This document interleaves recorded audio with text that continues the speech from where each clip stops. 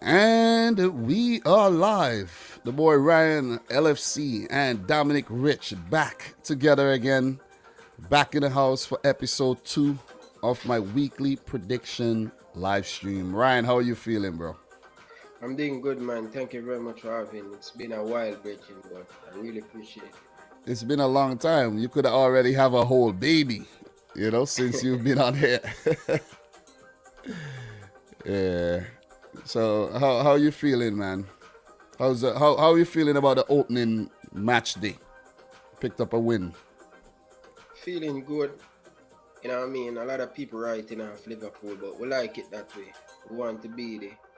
And nobody talk about us. Nobody giving us respect. And we like it that way. And we keep it that way going. But it's a So very good look for the Premier League. So did I give you respect or not? Did I give you guys No, respect? bro. No, bro. I see you talking a lot of nonsense, bro. And About I'm not what? having it, bro. About what? Bro, you know, respect Liverpool. Me When? and you saying this season. What did I say? You said I'm not going to challenge for the league. How can you say Liverpool not going to challenge for the league and we having the best 11? When it comes on to the best 11, I'm not talking about the squad. Fine, if we can keep it fit, if we can keep our team fit, I don't think Man U better than us. But Ryan, I don't listen. I think you're having deja vu from last season. No, bro. Nah. I'm watching a video where you're telling me about Liverpool not going to challenge. Listen, everybody in the chat right now could tell you what you just said is what I've been saying about Liverpool. I said, this is okay. Let me make it clear. Before we get even further in this video, right? My analysis of the Liverpool season is I don't have Liverpool personally. I don't have you guys like winning the title. I didn't even make predictions, but I don't have you winning the title like, yes, you're clear favorites. Why? My thing is, I said, if you guys keep your squad fit, then you will definitely challenge for the title. If you don't, then it's third or fourth again, or fifth. That is what I said, and that is what I'm going to stick to. Fifth? What do you mean fifth? You almost came in sixth or seventh last season. You're right off us. Why am I coming with so much energy? You're right off us last year, telling we're going to play a Conference League, we're going to play Europa League, and it didn't sit well with me. But listen, that's where you were heading though. If it wasn't for the great finish, it would have been you. Listen, it would have been you. You see, I think Tottenham went to Portugal. Tottenham are in Portugal. It would have been you in Portugal right now. You wouldn't have been better than that, bro. But what I'm saying, I said if you didn't finish strong, it would have been you, and you know I'm right. So we have winning the title and the top three. We're going to get into that in this video. But I did not make a prediction video. I know you did, but I did not make a video. I'm just going to be the observer. The calm, cool observer this season, and I'm going to see how everything unfolds. I'm not going to really be that one to come out and make all these bold predictions. You see what I'm saying? And I see Demo is saying, if, buts, and maybes, Dom. Yeah, that's how I'm going to approach the season. That is how I'm going to approach it. Why is so old about this season? Because, look, today is the 19th. The transfer window closes in about 2 weeks. And, we don't know if Liverpool are going to bring in anybody else. We don't know if Man City going to bring in somebody else. We really don't know what's going to happen. So I didn't want to go and jump and make predictions when there could be signings that affect how a team performed this season. You see what I'm saying? It makes sense? So you're saying City winning the league then? We're going to get to that. I have these... We're going to get into all these. We're going to get into all these. Before we get into that, listen. All my Jamaican vlogger, I respect all of you, but let me tell you something. You see, this man, Dominic Rich, you guys have to give him credit. You know why? You guys learn a lot from me and thief in my style, right? And not giving credit. People talking a lot of stuff about they do this for Ryan LFC. The man who responds for Ryan LFC is Dominic Rich. So nobody go on a platform and tell people about the response say Ryan LFC. The man who responds say Ryan LFC, let him through the gate, make Ryan LFC be the man right now is Dominic Rich. Go and listen to all of the most of the Jamaican vlogger them and listen how them start them video and how them end the video. Dominic Rich, you are a legend. Them need to give you respect. You probably not see, but me see. Yeah, but big up to all of my Jamaican vlogger them. Big up to all of my Jamaican vlogger and respect due to Dominic Rich. He's a teacher. He responds. Trust me. I didn't see any. I have to do some research, but thank you very much. I do appreciate that. I like to take the time to big up everybody in the chat right now. Big up to Don, says big up Brian and Dom. Thriller from Manila, Fresh God, Demo J, Elevator Kid, Mr. What's his name again? I forgot. I always seem to forget Ankit. Big up to Ankit in the chat. Big Chelsea fan. Hopefully we get you on sometime during the season. Jersey boy in the house. Everybody. O'Dane Mafia. Everybody in here. If we're not shouting you out, big up to you, man. Ryan, in today's episode 2, we're going to start with the Aston Villa Newcastle game. And we just going to analyze this match quickly, give our predictions, thoughts, and we're going to move on. Guys, if you haven't yet smashed the thumbs up button for the video, make sure you do so. We'll definitely appreciate that. So, Ryan, just before you give your thoughts, let me just run through some facts and about these two teams so far in the season. Watford beat Aston Villa on match day 1, 3-2. Very good performance by Watford. They ran away with the game. Aston Villa tried to come back, but their efforts were futile in the end. Newcastle, good lead against West Ham, but give away the points from a winning position. 4-2, West Ham win. Between Newcastle and Aston Villa last season, they played to a 1-1 draw at Newcastle, and away at Villa Park, Villa won the game 2-0. Ryan, thoughts on these teams? Well, let's start off first with my Jamaican brother, Leon Bailey. I am so happy to see Leon Bailey in the Premier League. Most Jamaican people in the Caribbean watch the English Premier League, not the Bundesliga. I really appreciate everything that Liverpool has done for Leon Bailey and put him on the map and getting moved to Aston Villa. A lot of Jamaican people say it's a step back for Leon Bailey just because Leverkusen play in the Europa League and the Champions League a few times. Well, when Leon Bailey there, Aston Villa don't have that, but Aston Villa is a massive club. Aston Villa is a big club. Aston Villa in the top 6. When I mean top 6 by winning trophy and stuff, so they are a massive club. So for me, Leon Bailey, I'm happy. I want to see him do well in the Premier League, and I think he will prove a lot of people wrong.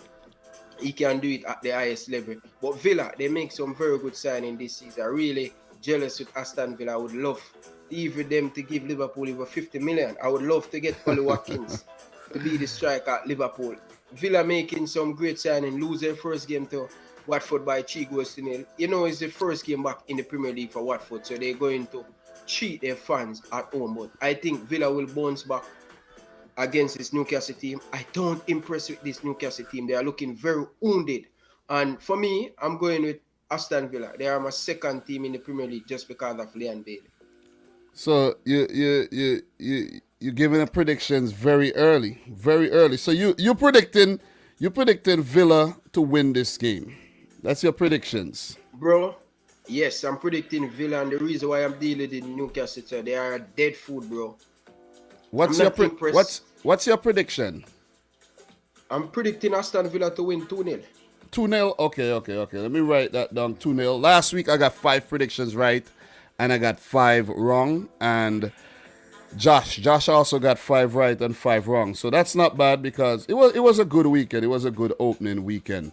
So Ryan, I have 2 questions for you for both of these teams, and you answered one already. You answered one. You answered one because I had to ask you about how do you feel about Leon Bailey joining Aston Villa, and you already answered that. But what were your thoughts, your initial thoughts when the deal was over the line?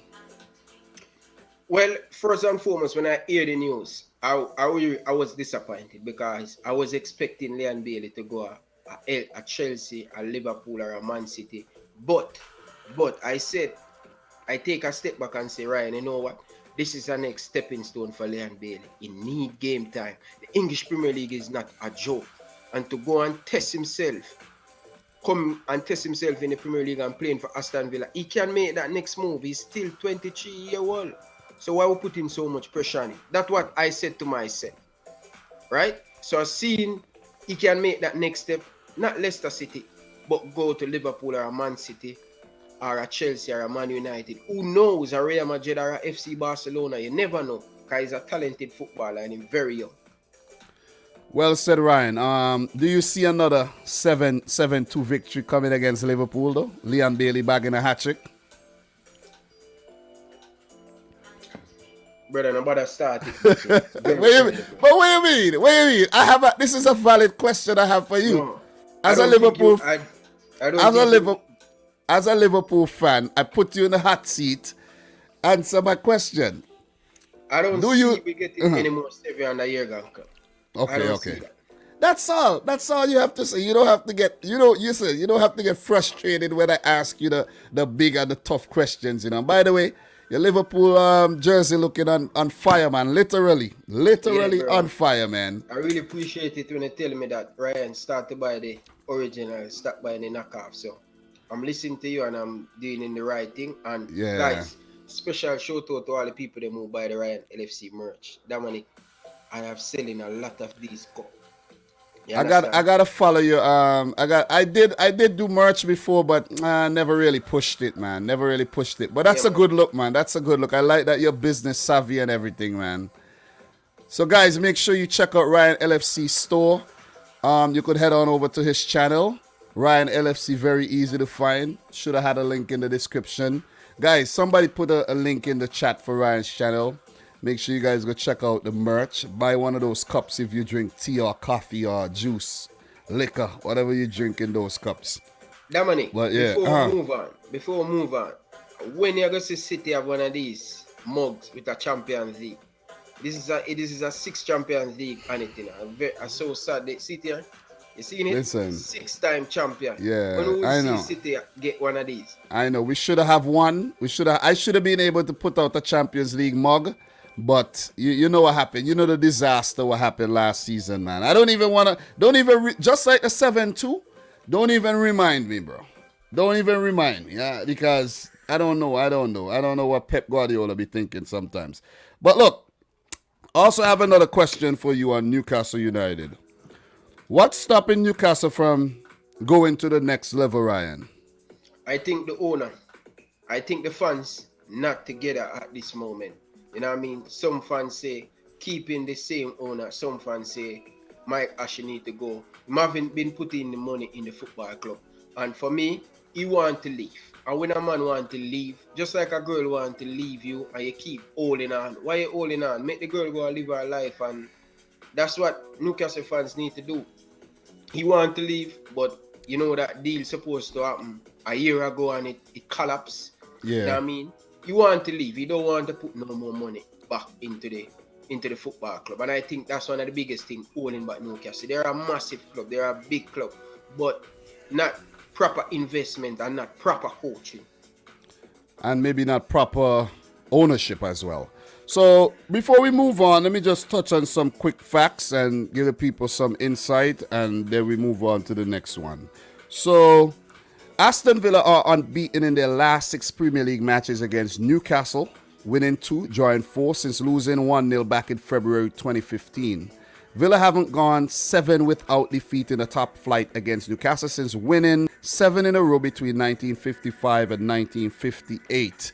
I like to say big up to Doug in the chat as well. I saw you. I didn't get time to actually give you a shout out. So big up to Doug. How are you feeling?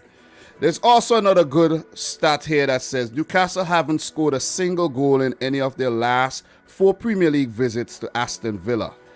Drawing 2, losing 2. Their run of minutes without a top flight goal at Villa Park stands at 377 minutes since a Johan Gouffran goal in a 2-1 win back in September of 2013.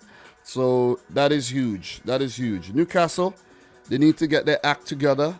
They brought in Joe Willock, who I think would be a big, big difference for their team. They have Alan Saint-Maximin playing well. You saw that? You saw what Alan Saint-Maximin did to Declan Rice against West Ham? Yeah. Jesus Christ, man. Jesus Christ. That was simply amazing, though. As you mentioned, Villa have made some good signings. Danny Ings, Leon Bailey, Emi Buendia. And these are the main signings. Maybe they have a few more signings that we're not going to get into right now. We did touch on everything back in match day 1. But I'm telling you, they have to do something with these signings. I don't think they'll struggle. But I without Jack Grealish, Ryan, I think they will find some time to actually build another identity and another style of play. What do you think about Grealish moving to City, though, from Aston Villa? Do you think it would affect them? I think it will. I don't think it will definitely affect them in the long term, but in the short term, I think it will affect them. When I say short term, like they're going to find it very difficult in the first 10 games because they have to try new system, not new system. They have to, Jack Grealish always get the ball more, and they have more quality player now. So definitely, I think it will be a success. I think that's the best move for Jack Grealish to move to City, and I think Aston Villa will come a better team. Trust me, they will come a better team. They're going to get the ball share with a lot of different players, more than just giving to Jack Grealish. Yeah, well said. So my prediction for this one, though, however, is a 2-2 draw. I'm going with a 2-2 draw because I think with Joe Willock in this Newcastle team, he adds another dimension. And we saw how better the team was with Joe Willock at the back end of the season. He just scores goals. He has like a freedom to just roam and get into the box. And he does not have that freedom at Arsenal. And I think that's why he never really was successful at Arsenal, but was highly successful at Newcastle. They paid about £25 million to get him back, and I think he's gonna do well. I even saw his brother score for QPR over the weekend, so I think his brother's name is Chris Willock. So the Willocks are doing the damn thing. I'm gonna go for a 2-2 draw, and for Aston Villa, their next game will be a cup game, EFL Cup against Barrow. Then they play Brentford. For Newcastle, they play against Burnley in the EFL, and I didn't actually write down their next Premier League game, which I should have, but their next Premier League game will be against Southampton. So just to touch on some of the people in the chat, what you say about the predictions here before we move on. We got to move on. We can't spend crazy long on every single fixture because we have a lot of fixtures to go through, right, Ryan? Most definitely. Yeah, and then, when we talk about Liverpool and City, we tend to go off. So, yeah, but big up to Sebastian, who says a 2-0 to Villa. Sachin Dev Prasad, big up to you, man. Nice to see you in here. Long-time subscriber. 2-1 to Aston Villa. Let me see. We have Demo going with the same prediction, saying a 2-2 draw. I like that, Demo. I like that. What else we have here in terms of predictions, man? Big up to Palomo in the house as well. What else we got here in terms of prediction? Big up to Jordan Hyman, 2-0. Jordan Hyman, Jesus Christ, man. I don't know. Virgin, your time I go come, you get a chance to come and Ryan LFC. Stop going around and make people texting. Please, Jordan, I love you as a Liverpool supporter, but just be patient, my brother. If you minute the man a message, just relax, bro. You will get your time. Just like last year, you get the time to come on the channel. You get the time. Just relax, bro. Wait, Jordan was on the channel last year? Yeah. Big up to Jordan, though. Big up to Halftime TV. Big up Halftime TV. I know Halftime and Ryan are collaborators. I've seen Halftime TV before. And he's saying, big up my brother, man. Very good youth, man. You need to get him on the channel, man. Is Halftime TV an Arsenal fan? No, he's a Chelsea fan. Oh, okay. I was thinking the other Arsenal, the military Guna guy. Yeah. Halftime, you need to link up. Me get him, man. We need him to come represent next week. See, sir? These guys think I don't know who they are. I know who they are, you know what I'm saying? So big up to Halftime TV though. What we got? We have Mr. Gupta saying, damn, good to see y'all back together after I don't know what happened, but whatever it is, I'm glad it's sorted. Paloma says 3-1, Adnan 2-2. Doug says a 2-0 for Aston Villa. My name Nong, 7-2 Villa over Newcastle. Wow. Bringing back memories to the Liverpool fans there, I see. Halftime is saying 3-2 to Villa. Yeah, guys, I'm gonna be talking a little bit of smack, so never mind me. Never mind me at all. The smack is gonna still be there. All right. So we got what other predictions we have? Mr. Smith saying a 3-0 to Villa. So that'll be it for that fixture. We are definitely gonna move on. We gotta keep it pushing. And the next game we gotta talk about, Ryan, is Crystal Palace versus Brentford, which would be a London derby on opening day. Chelsea smashed Palace 3-0. And Brentford school Arsenal 2-0 to win their opening match back in the Premier League after 74 years. Look, Tyreek Mitchell is a former Brentford youth player, and now he plays for Crystal Palace. And what are your thoughts on these teams? Talk to me. Bridging, I'll be honest with you, bro. I'm impressed with Brentford. You know that they are the only team in England that have a youth academy. Fox, you didn't know that, though. Wow, I didn't actually know that, though. Yes, they don't. I didn't know academy. that. But wait, they only have a what? They only have an under 23 team. Oh yeah, the world. We travel the world. Them they just play in England. They travel, give them more experience and stuff. And them sell on a few players. That's why you see them has been successful. You know they should have been in the Premier League for the last 3 years. Yeah, I know that. And they messed up. Ollie Watkins, all of these good players coming up through the championship is Brentford, and they're coming through just because when they're young, at the age of 22, they're getting the experience playing against team in Barcelona, Spain, playing against Bundesliga team. So I think Brentford is a very good team, and they have a Danish manager. I know a lot about the Danish because my brother named Taylor telling me a lot about Danish. And this Brentford team, they do not have a lot of experienced Premier League player in the team, and they do not go for any experienced Premier League player. They said, and the manager said, listen, once you have the talent, I am going to use it. And he want to make a statement that say, listen, you don't have to have the experience to play in the Premier League. This is no fuss to go and get 3, 5, 6, 7 Premier League experience. Time will tell when it comes down to the nitty-gritty. You know them just fresh. Norwich start out 2 seasons ago, burning, and then they just couldn't keep up. But Brentford, I like what I see.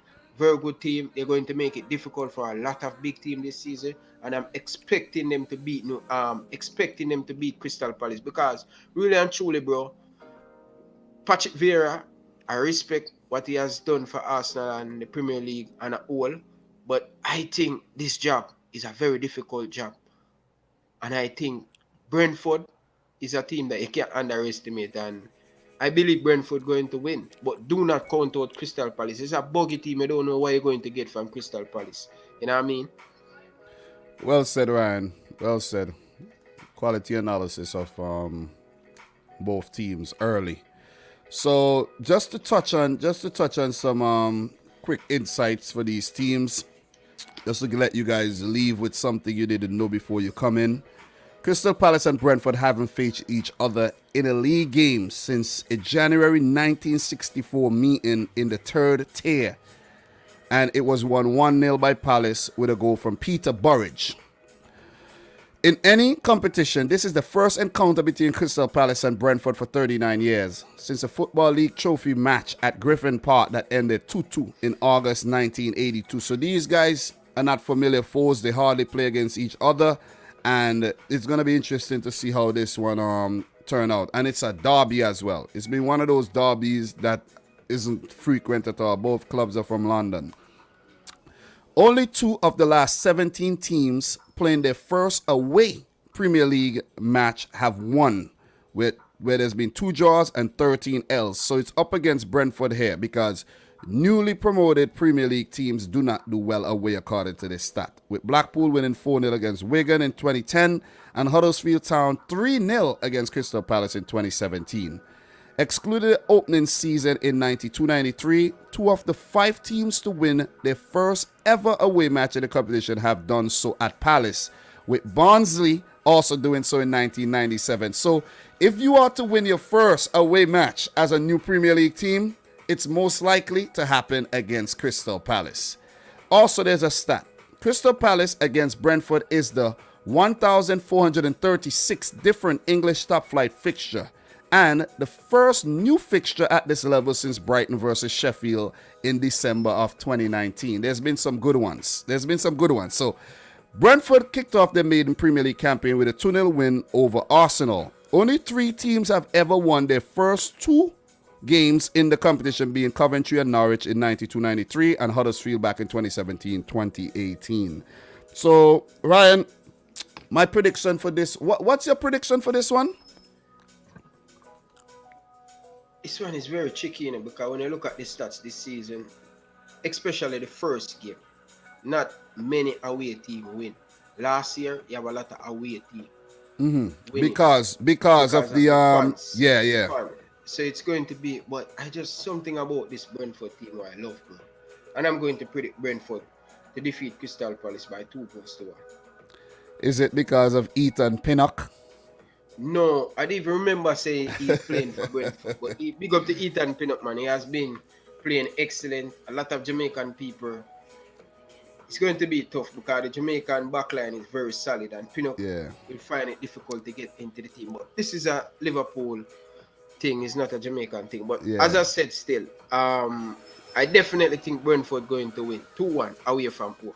The thing about Crystal Palace, they're such a difficult team to analyze because they could be so good, they could come and blow anybody away, and then they could just, they could play like how they played against Chelsea last week. The thing about Crystal Palace, Ryan, a lot of players were out of contract, a lot of players left. Name them. Townsend, they have I can't, like, who else left, Chris? A few of them left.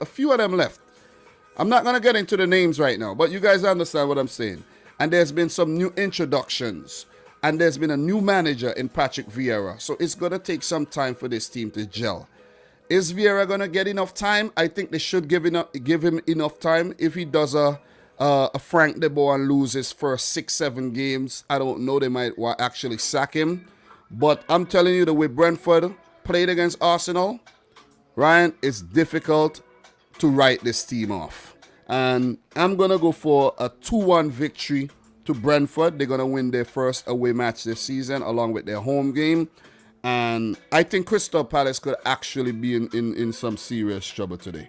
Ryan, before we do move, look, I have a question. You did mention, but Palace under Vieira, do you think they're in trouble of getting relegated? Yes.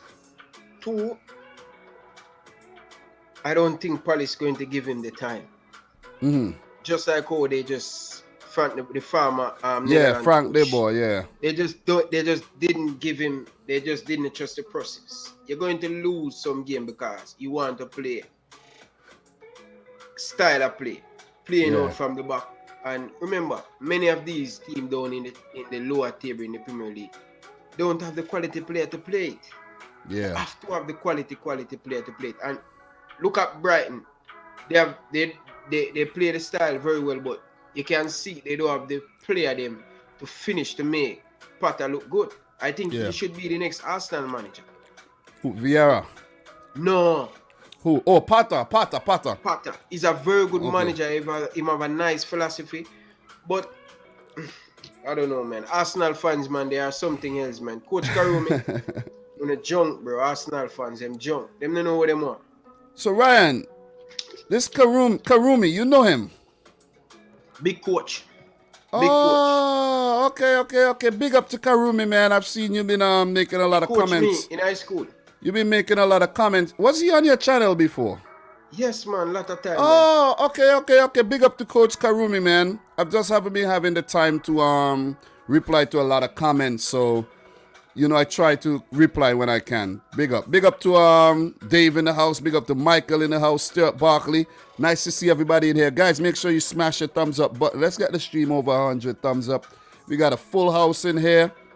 Maybe I need to get Ryan back on here more often, man. Jesus, Smash the like button, guys, man. One love, So Ryan, I'm telling you, bro. I have to tell you this, Bridget. The respect I wear me have for you, brother. Look on your background. Just look, it's a similar thing, bro. Yeah. Appreciate it, man. You teach me, I'm going to learn. Stop by a lot of camouflage thing. You just say, Ryan, just buy the good thing, and them little thing that make me feel good. You understand? That's how I tell you, say, you're the teacher. I don't want you make nobody jar you. I want you keep your head level. You respond to a lot of vloggers around here, How much of them vloggers there are England? So powerful. Them have them channel, but them no boss nobody. You let me go. And then after me, you see other fruits after me. You respond to a lot of the Jamaican. I tell you, bro, you respond to a lot of the Jamaican vlogger them, but guess what? Them not gonna give credit. And me go and show them, say, yo, this can look clean, your thing look clean. And it come from you, it come from your bloodline. So you have a lot of grand pitney out there. Ryan. Appreciate it, man. Appreciate it. So look, man, I'm gonna go for a 2-1 win for Brentford. And I think they're going to start well in the Premier League, man. So big up to Brentford. 2-0 over Crystal Palace. Winning back-to-back London derbies, which would be massive. So for Palace, they have Watford in the Carabao Cup. Then they play West Ham. Brentford play Forest Green Rovers. Then they play Aston Villa at the Brentford Community Stadium. So, guys, drop your predictions in the chat if you haven't yet done so. We have Mr. Gupta saying a 2-1 to Brentford. Tony Brace for my Fantasy Premier League, baby. We have Jersey Boy saying, as I said, no duo comes close. Yeah, man. Yeah. Dynamic duo, man. Dynamic duo. And as someone said, Ryan, it's good to put your differences aside and come back genuinely, not force nothing. You understand? Because people don't know it.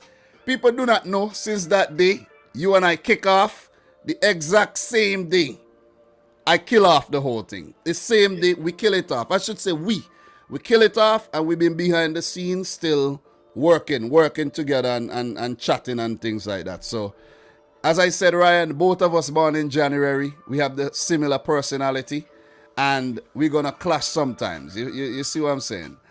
But it's nice to have you back. And as I told you, you guys are not going to see this every week, but maybe after every 5 match, Ryan's gonna come and check in to see what City and Liverpool are doing, if we're kicking your ass or not, man. So we have Sebastian dropping 3-1 to the Bees. 2-2. Stuart Barkley. Talk. The only way I'm coming back, Bridget, unless you start that good thing about Liverpool again, bro. I've been talking good things about Liverpool, though. I don't think so, bro. Yeah, man. I've been talking good things. But look. We can't read off all the predictions, but big up to Dupe, 2-1 to Brentford. And big up to Elevator Kid, 2-2 draw. Let's move on. Leeds versus Everton. And opening day, Man United smashed Leeds 5-1. Everton defeated Southampton coming from behind 3-1. Last season, Leeds and Everton played to Leeds lost at home to Everton. And Leeds won on the way to Everton. So it's hard to analyze this one, man. It's really hard to analyze this one. I don't know where this one's going to go. And I haven't even wrote down my predictions yet. So it's very difficult to analyze this Leeds team. Ryan, your thoughts? Well, in my opinion, you see this manager, Rafa Benitez, a powerful manager. What I really love about Rafa Benitez, if he get the money, he get it better. And this is the first time as a Liverpool supporter, I am slightly worrying about Everton. 2, they're going to give him the money. 3, he's a quality coach. He's a better fit than Carlo Ancelotti. He will get more out of the player then, because Carlo Ancelotti is a man that, like a Real Madrid, he fit at Real Madrid. He like the finished article. Rafa Benitez will build the team and make change. We're going to fit the Everton. But 4, I don't think the Everton fans backing him enough, and that's going to be a big problem. But could it be because he was a former Liverpool manager though? Yes, he's a legend at Liverpool. I don't see nothing wrong he going to Everton because I don't really worry about Everton. They're just a nice neighbor. You understand? But me know that the Everton owner going to give Rafa some money and he will spend it wisely and he bring in player that fit him system. I think this Everton team, you're going to see them perform better this season because I think tactically, and Rafa is a better coach than Carlo Ancelotti, in my opinion. Different from Jurgen Klopp, I really love Rafa Benitez. Yeah, Rafa is a legend, and it's crazy how Everton basically got 2 legends to manage their club. The last 2 managers were legendary managers in Carlo Ancelotti and Rafa Benitez. This will be the first meeting between the 2 bosses as well as Bielsa versus Rafa. According to my research, I don't know if there was a little game here and there where these two managers met, but I didn't see anything when it comes to that. Really didn't. Calvin Phillips could be back for Leeds, which could make a big difference in this team. They were missing him. And talking about that, I think one of the problems with Leeds United, Ryan, the players are playing all over the place. Sometimes you see Robin Koch in defense. Sometimes he's in midfield. You might have a player like Click playing more of a defensive position. Sometimes he's more advanced. And it's just all over the place. Rafinha was playing as a wing back, basically, and he had a horrible game against Man United. Leeds just look way out of their depth against United, and we know what they're capable of doing. We saw the goal Ayling scored. They equalized, but after they equalized, they just fell apart. The Man United was just picking them off. The defense was like a big gaping hole, and I don't know if it's going to be like that against Everton, where Man United do have some more quality in Pogba and Bruno Fernandes. But Everton is not a team you're going to take lightly as well because Richarlison, he's deadly in front of goal. You see what I'm saying? Dominic Calvert-Lewin is deadly in front of goal. And they brought in Townsend, there's Demari Gray. Everton's looking good. They're looking decent. I don't think they're going to blow away the league and go and fight for the title, but maybe a Conference League, maybe a Europa League they could fight for under Carlo Ancelotti. Look, Ryan, I have a question for you. Do you think Leeds would be as impressive as they were last season? No. I don't think, I'm going to tell you why I said no. I don't think they make a lot of green signing to push them to the next level. Probably the pandemic because of no fans back in the stadium, and that will definitely affect them because they're not going to want to spend any money because we don't know what's going to happen this season. If fans going to be there and then afterwards no fans. So remember, Leeds have to be smart. Remember, they find themselves in this position back in 2004, 2005, 2006 when they get relegated. So they have to be mindful how they spend money, and I think that will affect them, but I don't think they're going to be the Leeds what we see last year. Probably next year when they sign a few more players, when they have more money in the pocket and stuff. But for me, I don't think they're going to go to that next level. Bielsa is a very good manager and he will not change for nobody. We see that last year and it showed that again against Manchester United. He will not change for nobody. He's going to play Leeds way and Bielsa way. Yeah, that is why this Leeds team is so difficult to analyze because they do not back down. They just go straight at it. Even if they 6-0 down, they will still play attacking football. And that's why it's so difficult to analyze this Leeds team. So you answered my other question on Rafa Benitez already. But how do you think they will do under him? Rafa Benitez? Yeah, Everton under Rafa. I think they will be good. I think that this is the next problem with Everton, like Leeds United. Just because of the fans wasn't in the stadium, so they do not have the money to spend. I think they backed Carlo Ancelotti last year, but I think it's Everton and Leeds United. I'm expecting more from them next year because they're going to have more money in their pocket to spend to get them team better. But I think Rafa probably finished 7th. I can tell you that. Arsenal is a better player, but Rafa is a better coach than Arteta. And I see Everton finish in front of Arsenal. I see. So you basically predicting another 8th place for Arsenal, 8 or below. I predict Arsenal to come 10 or 11. Oh, wow. Anyways, guys, just to give you an insight, both league meetings between Leeds and Everton were won by the away team last season. And maybe that's because there were no fans in the stadium. They'll be full capacity. The stadiums will be at full capacity this season. We don't know how long that will carry on for, hopefully for the entire season. So we could see a situation where the away team does not do that well. And we saw that from the opening weekend where there were only a few away teams that picked up victories. When you have to go, West Ham picked up a victory. City went to Tottenham and lost. You see, Liverpool picked up a victory at Norwich. Well, there was a few occasions Brighton came back from behind as well. But apart from that, the home teams did pretty good. They did pretty good.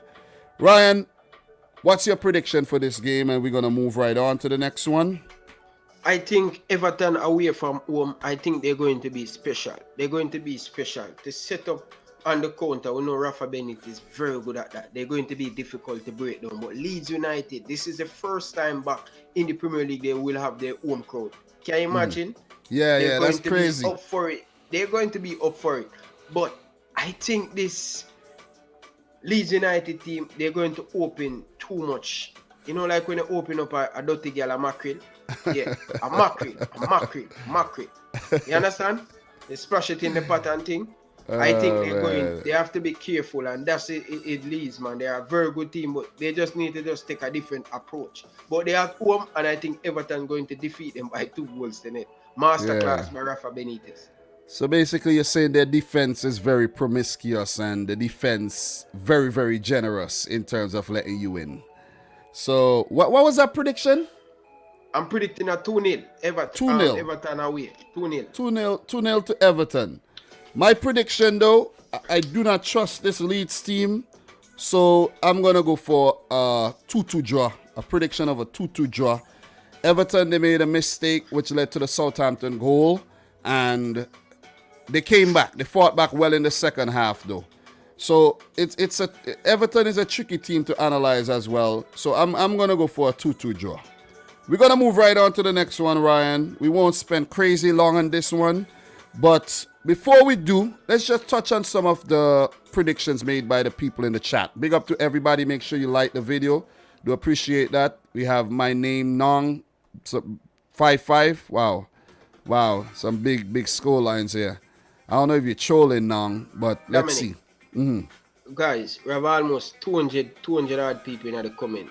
Just hit the like button, and it's so important, guys. Guys, you don't even know how much. We're not asking you to give us $10 or $5.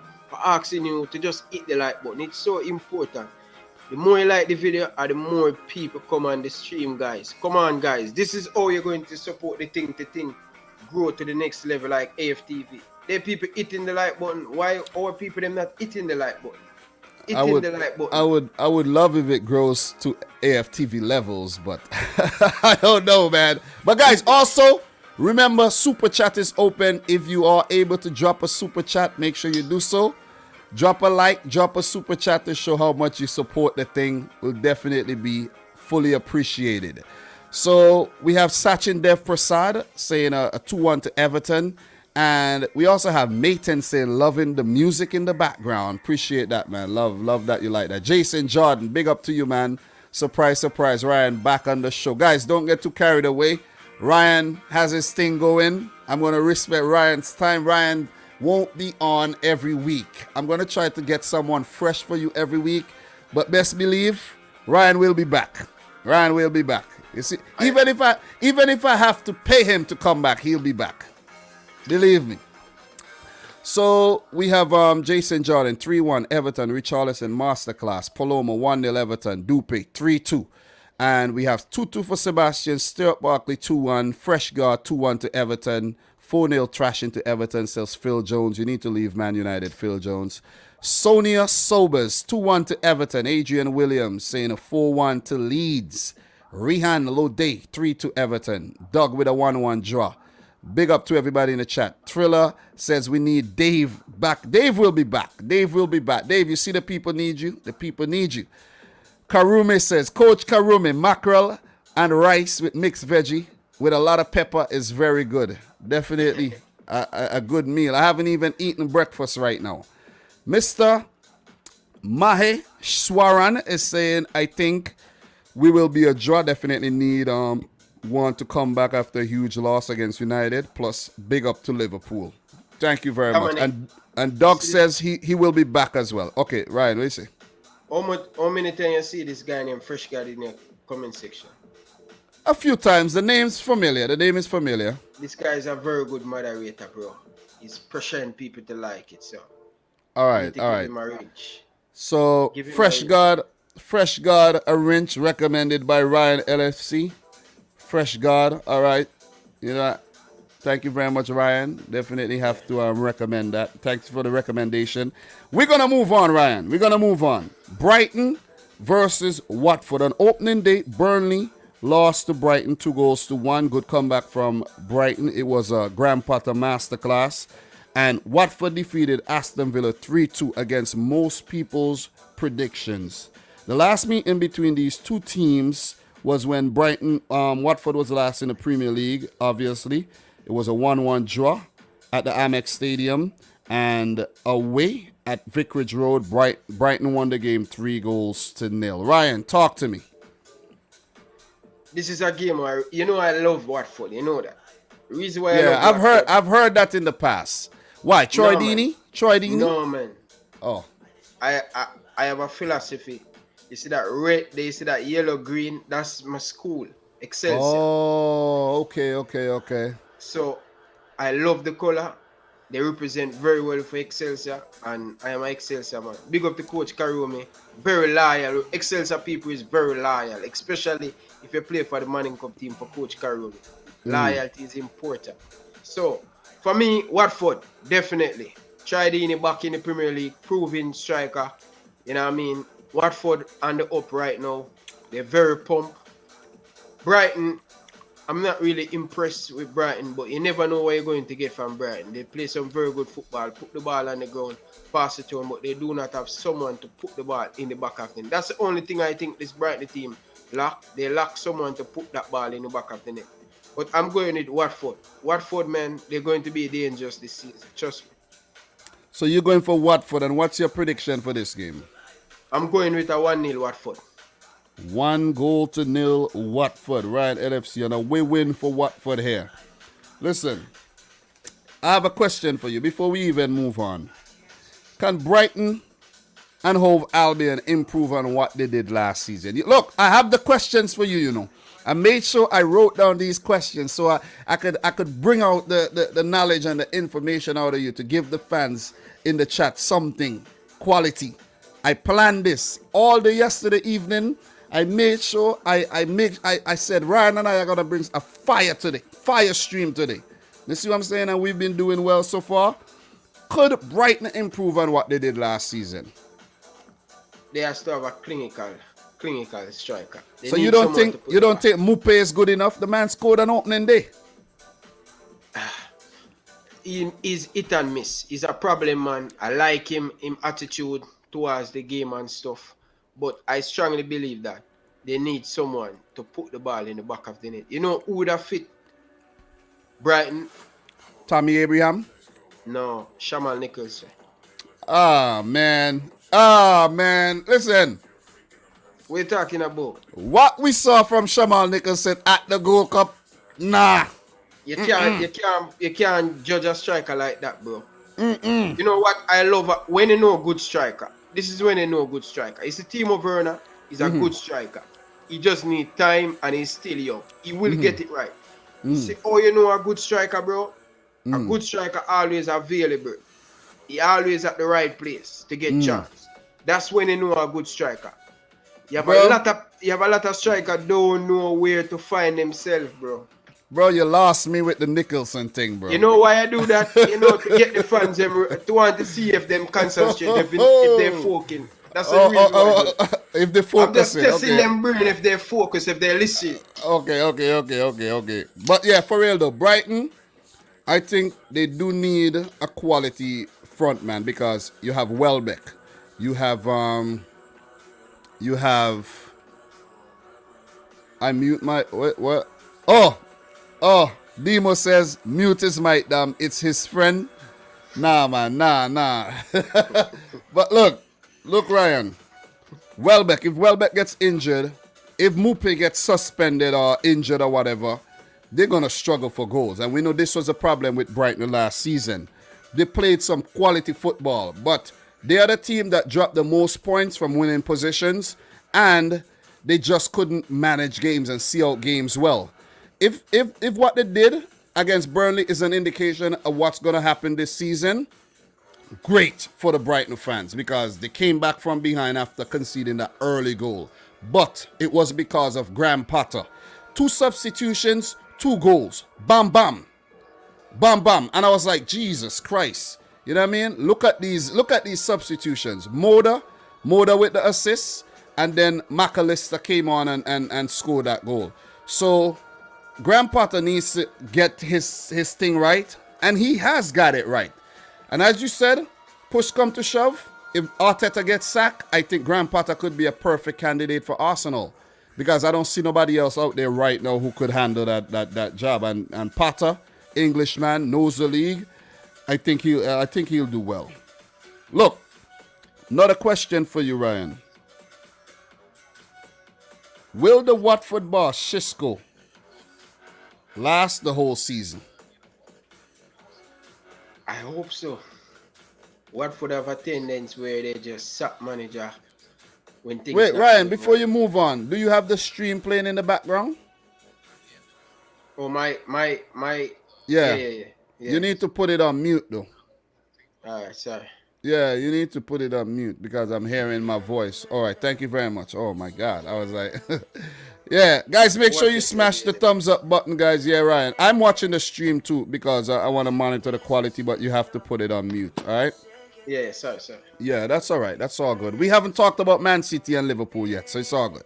We haven't talked about Chelsea yet, so it's okay. Tottenham, Arsenal, so it's all good. We get to that. But yeah, let's just finish this thing up. This is a small game. We don't want to spend too long on this one. But do you think Watford manager would survive the season? Do you think they will survive the drop?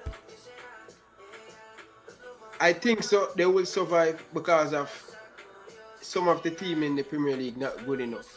Like Newcastle. I don't think they have enough to stay up in the Premier League. Mm-hmm. Norwich, I don't think they have enough. I think Watford have more to them. And I think Brighton, I think they're going to be down there. Not because of the manager, but just because of the players. I see. So, Ryan, what I'm going to do, we're just going to finish this one off. But before we do, I'm going to hit you with some insight, just some quality information for the people so you get some more insight on these teams. Brighton have never lost a home match against Watford in the top flight, winning 1, drawing 3, with just 5 goals scored in total in these 4 matches. 3 for Brighton, 2 for Watford.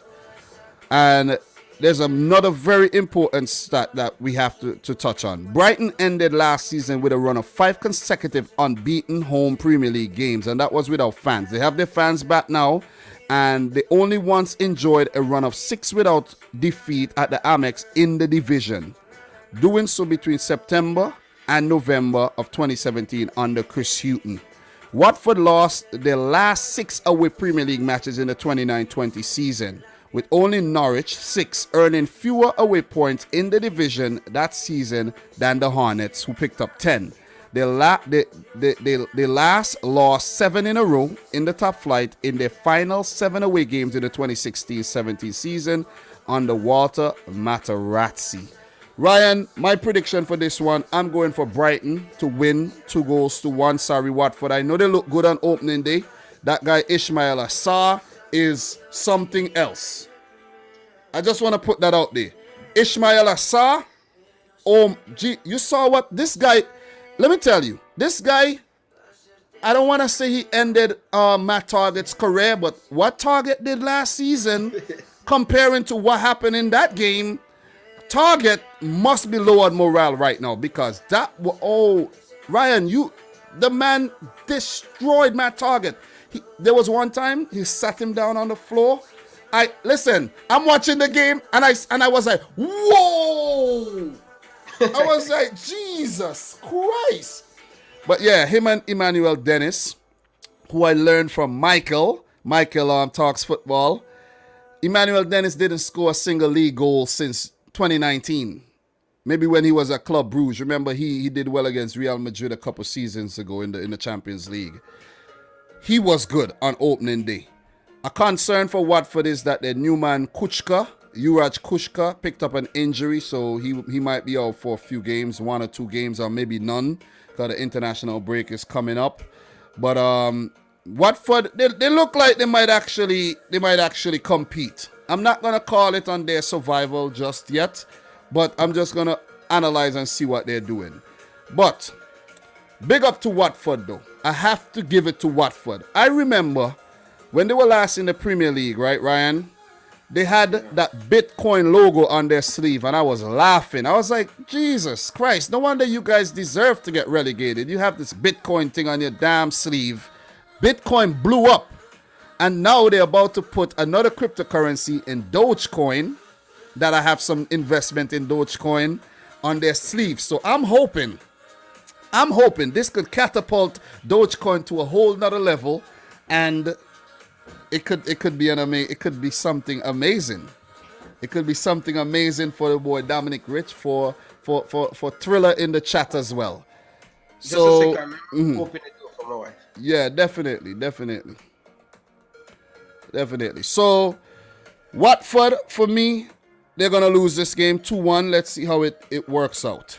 The next fixture for Brighton, they play against Cardiff in the EFL Cup, and then we're gonna have a game against Cardiff against Brighton in the EFL Cup, and Brighton, they play Everton in their next Premier League game. Watford will face Crystal Palace in the Cup, and their next game will be a London derby against Tottenham Hotspur.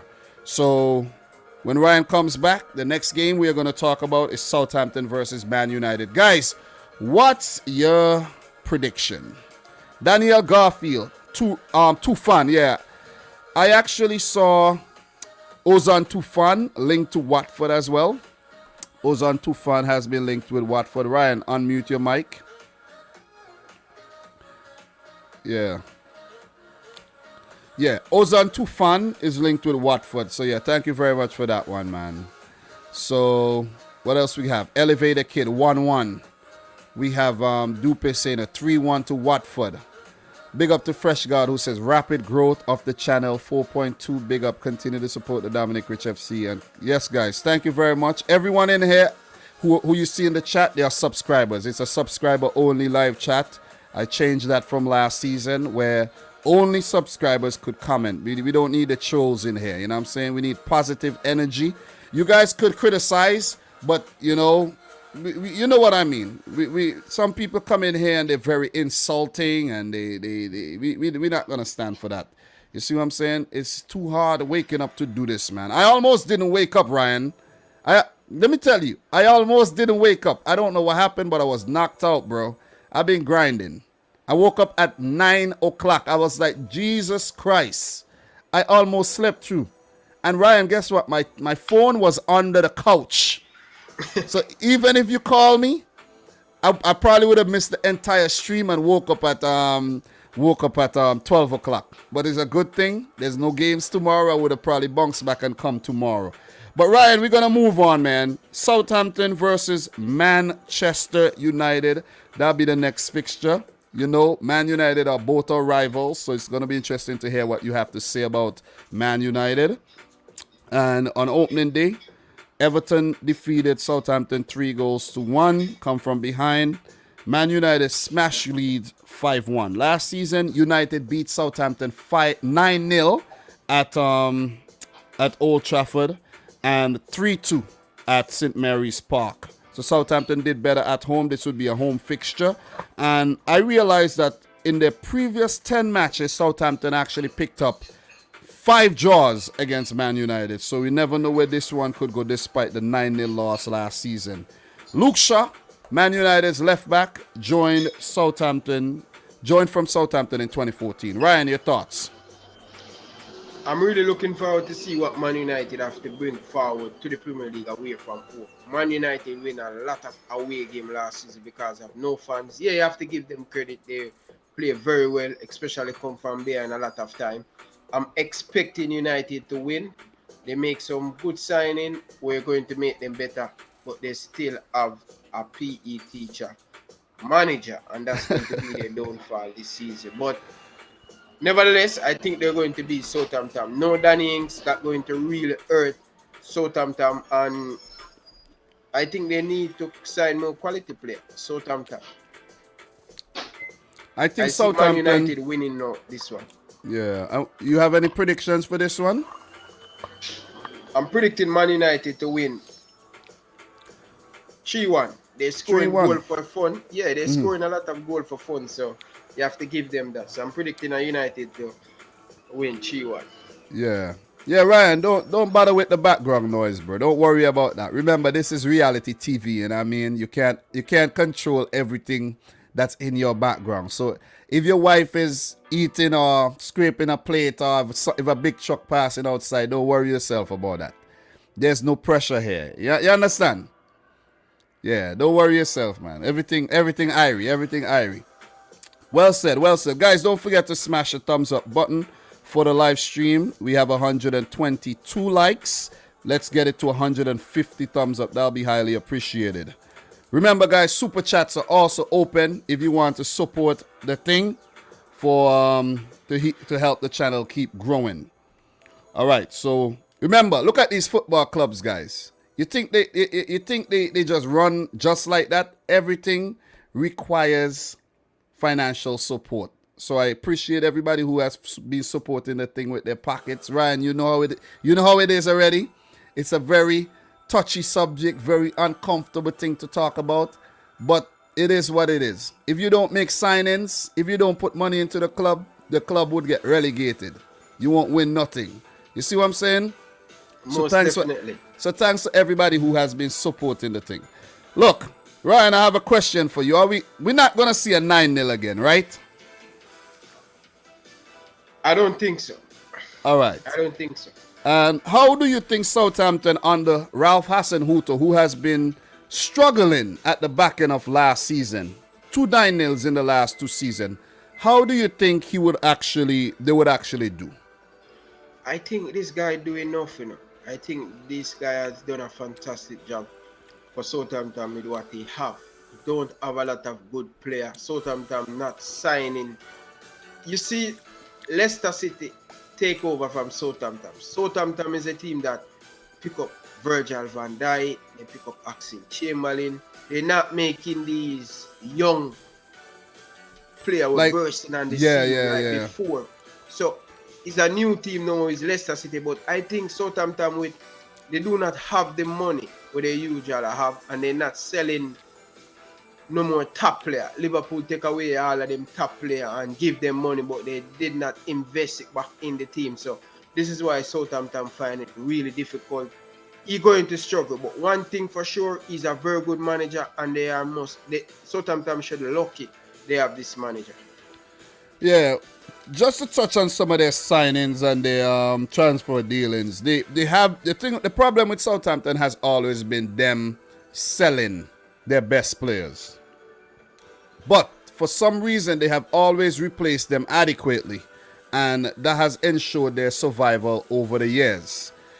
But this season, you see that they sell Danny Ings, they sell Vestergaard. That's 50 plus million they just made. But if you look at the signings they brought in Adam Armstrong, and he scored an opening day, but Southampton still lost. They brought in a player by the name of Perrault, a left back. They brought in Livramento, a young Chelsea player. And there may be a few other signings that they will make. But it's these kind of signings, like, are these signings going to take their game to the next level to help Southampton survive? Are they going to be able to hold on to these other players like Bednarek and James Ward-Prowse? I'm surprised. What's his name is still there? What's his name? Not Ward-Prowse. Not Ward-Prowse. What's his name? Freak, man. The Rasta is right. I can't remember his name, but it's the guy that Pep Guardiola had talked to that time. What's his name again? I could never remember his freaking name, man. Nathan Redmond. They have some quality. Musa Genepo is a quality player. They have quality in the team. You see what I mean? But are they going to be able to execute? They brought in Armando Broja, young Chelsea youngster. He's a good Chelsea player. youngster. Yeah, he is. But are these guys going to step up to the table and bring... Are they going to step up and bring something to the table? You know, so I personally think, Ryan, Southampton are going to struggle big time this season. They're going to struggle. They're going to be down there fighting for relegation, in my opinion. Look, do you consider Man United a serious title contenders, bro? I never take them serious until they get a proper manager. No So matter how much good player I have, my coach always telling me this, Coach Karome. Since I know him, bro, since I meet up with him on Instagram, YouTube, he has been watching me for almost over a year and didn't even know, say, I'm player. And I check the stats. He sent me go check the stats. In every great team, the coach make a difference. Yeah. Look at Liverpool. Club make a difference. Look at Man City. Pep come there and bring them to a next level. Look at Thomas Tuchel at Chelsea. Man United and Tull. They have to prove me wrong. Only have to prove me wrong. He do not know to make change, to change the game. He do not know when to make a tactical move. When him team under a lot of pressure. You know what I find very surprising that Ole did on match day one? They were up 5-1, and that was an opportunity to give a player like Donny van de Beek a chance off the bench to help his confidence. And you know, the man brought on Matic. You're winning the game. You're running away with the game. Use that opportunity to help the players who need that boost. Donny van de Beek. Last season, I don't know why they brought this player in and had him on the bench for the whole season. But yeah, Ole, and Man United even give him a new contract. So listen, man. Listen, Ole, Tapa Whitmore, and Arteta, put three of them in one. They not even make one. Trust me, bro. Look, I'm happy, you know. I'm happy Arsenal have them, you know. Happy Arsenal have Arteta. I'm happy United have Ole. But I'm not happy with Theodore Whitmore coaching the national team. He's holding us back, bro. Maybe you guys. But the thing is, it's always come down to money, man. You can't. If Jamaica not gonna afford, be able to afford a quality manager. You know, you understand. But to just stick to the script, just to touch on some insights before we move on from this one. This one, I think this one would be a routine match for United, seeing how well they're playing, see how much informed their players are, and it's no need to spend forever talking about this game. But just to hit you with some insights, in their last league meeting in February, Manchester United inflicted a 9-0 defeat on Southampton, the joint biggest Premier League victory in history, with the other two games also involving Man United and the Saints. With the other two games also invited Man United and the Saints. And when they say that, they mean Southampton got 9-0 by Leicester the previous season. And United defeated Ipswich 9-0 in 1995. So just to touch on another very important stat here, Ryan. United are unbeaten in their last 26 away Premier League matches, drawing 9, winning 17. And the win or a draw would see the Red Devils equal the longest away unbeaten in English top flight history, set by Arsenal in a 27-game run between 2003 and 2004. That is impressive. And I think they would actually match that record. Southampton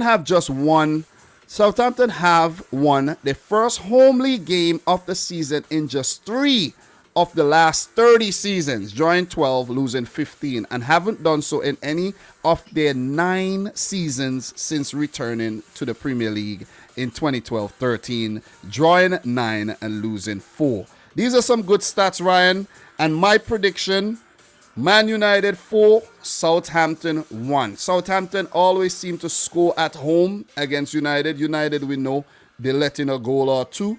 But I think United are going to definitely destroy Southampton here. This one could get very ugly, and I'm going to go for a 4-1 victory for Manchester United. Their next fixture for Southampton would be against Newport County in the EFL Cup, then against Newcastle in the league. United face Wolves in their next Premier League fixture. Ryan, do you think that was a quality prediction, though? Yeah, I think it's fair. United scoring a lot of goal this season. I think they're going to score a lot of goal. They have the depth, you know what I mean? They look very scary. Trust me, I'm not going to lie with you. They're very solid going forward. Sancho, Varane, looking good. The fridge, a lot of people don't give him a lot of credit, but he is good. People start to realize that he worth the money that Man United. He made Man United better. You know what I mean? But they have a few more signing to make. I think they still need a defensive midfielder. I was just about to talk about that. I was just about to touch on them. And I think they owe the goalkeeping. I think they need a proper goalkeeper. When you look at when you look at Liverpool, no question about Alisson. When you look at Man City, no question about Edison. Goalkeeper for the season, they will definitely save you 15 points. I can tell you from a goalkeeper. Good goalkeeper save you 15 points or 10 points for the season. And I don't think Ole why I keep on say Ole, man? I don't think David Dea, he passed in prime. The next backup they have named Henderson, he's not ready. Play very good for Sheffield United, but playing for United is a big difference. It's a big step up. And I still think he need a little bit more time. Man United need a proper goalkeeper and a proper all-in midfield to complete them team. Luke Shaw looking good, and I think they need a very solid right back going forward or going to make things happen. You understand? But yeah. Big up to A-Bob in the house. Big up to Miss A-Bob, Grenadian, coming out of Australia. Nice to see you in here. My mind ran on you the other day, A-Bob. I was like, I haven't seen you in a long time. But do appreciate you coming through. But Ryan, that was some fire you just spit there. Appreciate that. Guys, we expect United to win this one. But let's just touch on some predictions. Then we're going to move on to the next game, Ryan. The next game that I want to talk about would be between West Ham and Leicester.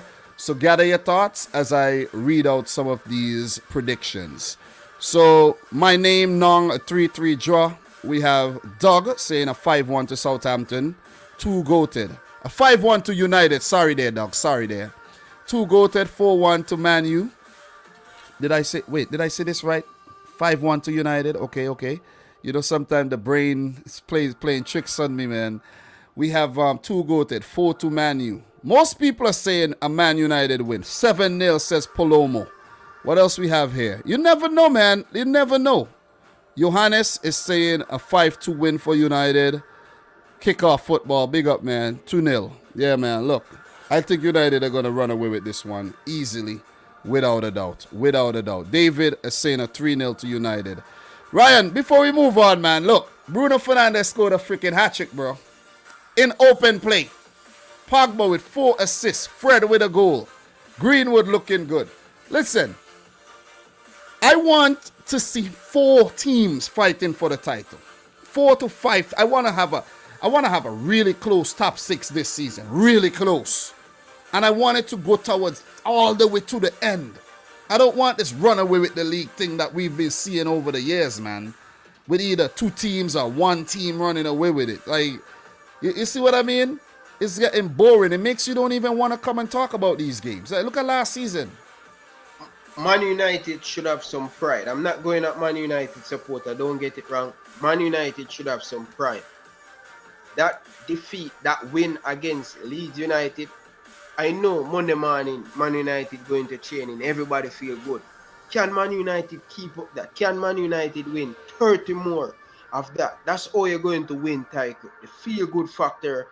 All when you're down, you try to make sure that you feel that first day when you're coming back to training. So for Man United, we need to see consistent performance. Don't wait. Man United have a habit when they get a difficult time, they slow down. We know already Liverpool can manage. We know Chelsea can manage.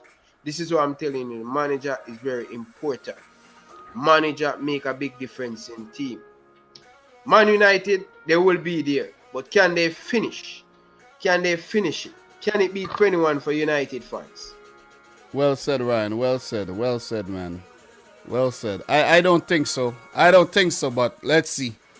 Let's see. Not with Ole at the wheel, man. Definitely not with Ole. And I'm going to keep saying that. I'm going to keep doubting United because I just don't see. They need a defensive mid and they need that manager who's ruthless. You see what I'm saying?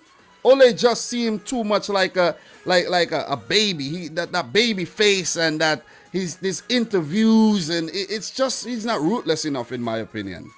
And I think that's definitely gonna be the deal breaker here. He needs to win a trophy this year, though. He needs to win a trophy. Villarreal last, semi-final, FA Cup last. This man need to get over the line.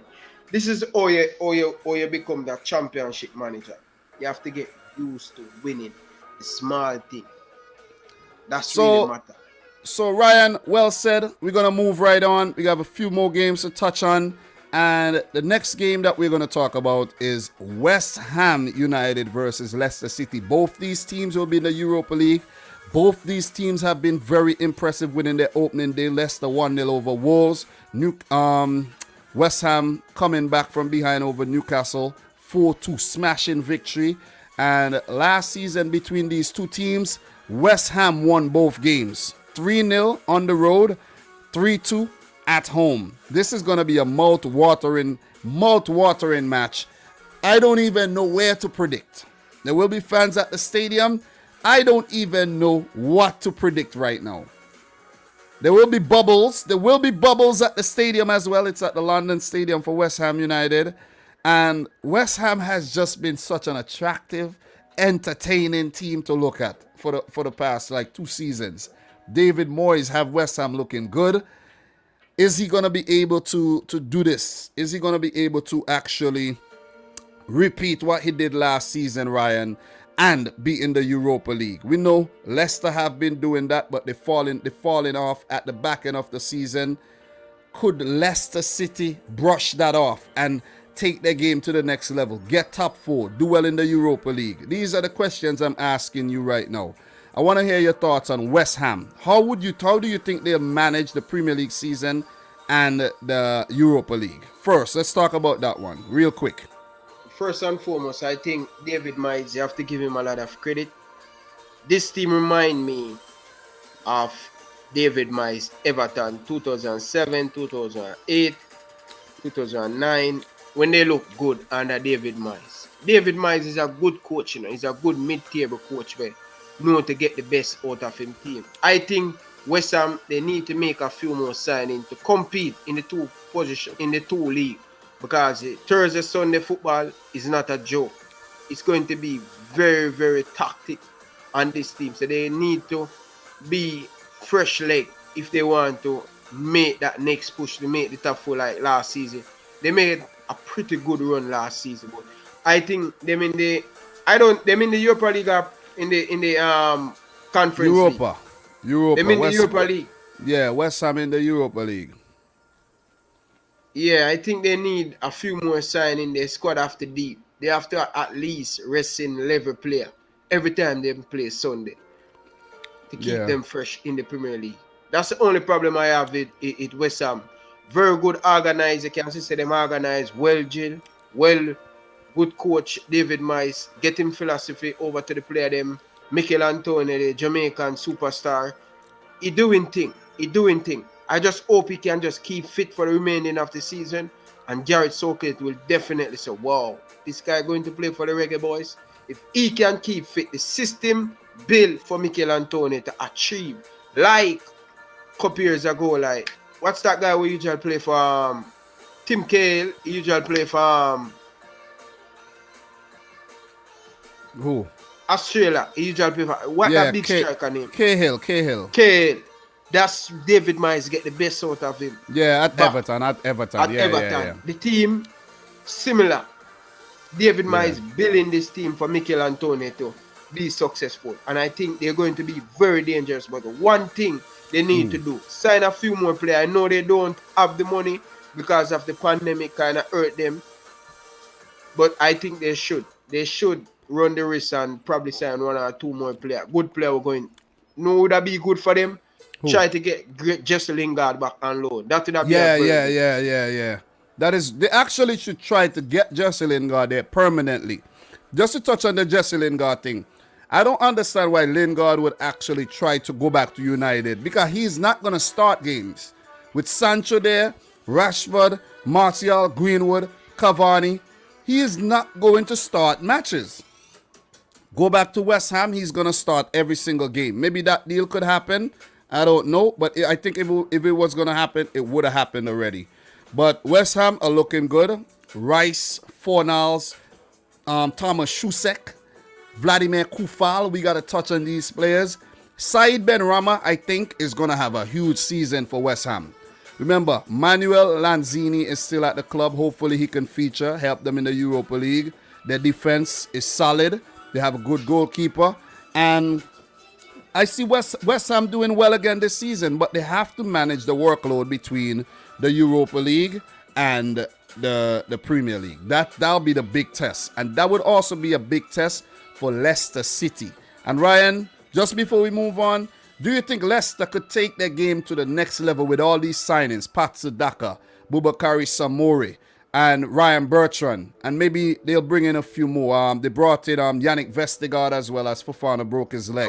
I love that guy, man. I would love him at Liverpool, but unfortunately, Vestergaard. Yes, man, that guy is good, bro. He's good. Quality on the ball, very good in the air. Premier League proven defender. That's what happened now, you know. This is weak in Southampton. To see Leicester picking their best player, that's going to affect Southampton. But Yeah. I think Leicester City this year, bro, you know I'm a big fan of Brendan Rodgers. Very good manager. Yeah, I know that. I know that. You don't have to tell. We know that. We know that. Yeah. Brendan Rodgers, I think, you know, obstacle is very good. You have to learn from an obstacle, but you cannot continue making this same mistake over and over. The second time, you should learn from the third time. And I think Leicester City, they buy very well and reasonable in the market too. And the owner, just the unity at Leicester City, definitely. The owner, the player, them togetherness, new training facility, they're looking excellent and they're going to be very dangerous. This player, a lot of people don't know a lot about him. Liverpool linked to him. I was just so disappointed Liverpool didn't get this striker. It's Daka, score goal in for fun. Yeah. And Ryan, another thing too, they have Tillemans, Vardy, Barnes, Madison, Soyuncu. This team looks really good. They're stacked up. They're really, really stacked up. They look good, like a nice stack of pancakes that I wish I could eat right now. I'm eating some grapes just to hold me until I get off of this stream to eat something solid. But Leicester are looking good. But Ryan, I have West Ham winning this game. I'm going to go for a 3-2. 3-2 thriller. West Ham United. Exciting match. What was your prediction? I didn't predict yet. Well, okay, well, what's your prediction for? I know it's hard to predict. I know it is. This game is both team improving season after season. They have a steady manager, and it's going to be a tactical battle with both manager. I think both managers are doing a fantastic job for both clubs, and I think just Leicester City away from home, they cannot underestimate. But this West Ham team, one game a week so far for them, they're going to be very, very dangerous, and I think Leicester will have problem beating this. But I'm going to stick on the fence, and I'm going with a 1-1 draw. Well said, Ryan. Well said. Also, I've been very disrespectful to my boy Kelechi Iheanacho. I don't know why I haven't mentioned his name, but he deserves some more credit, man. He really deserves some more credit. Wilfred Ndidi as well. Daniela Marti. The Leicester team is deep. I'm telling you, Kasper Schmeichel. The Leicester team is really, really deep. And I think also we still have Al Brighton is still at the club. If you take a look at the squad here, Leicester City's team is deep. I'm telling you. Johnny Evans, Ricardo, Timothy Castagna. When all these guys are fit again, they're going to be a force to be reckoned with. I'm telling you. They're already a force. Dennis Pratt. This team is prepped up right now to actually really compete on all fronts. So big up to Leicester, but I think they're losing this match. West Ham, very exciting team to look at right about now. And I'm going to go for them to win this game. And I'm going to say 3-2 West Ham.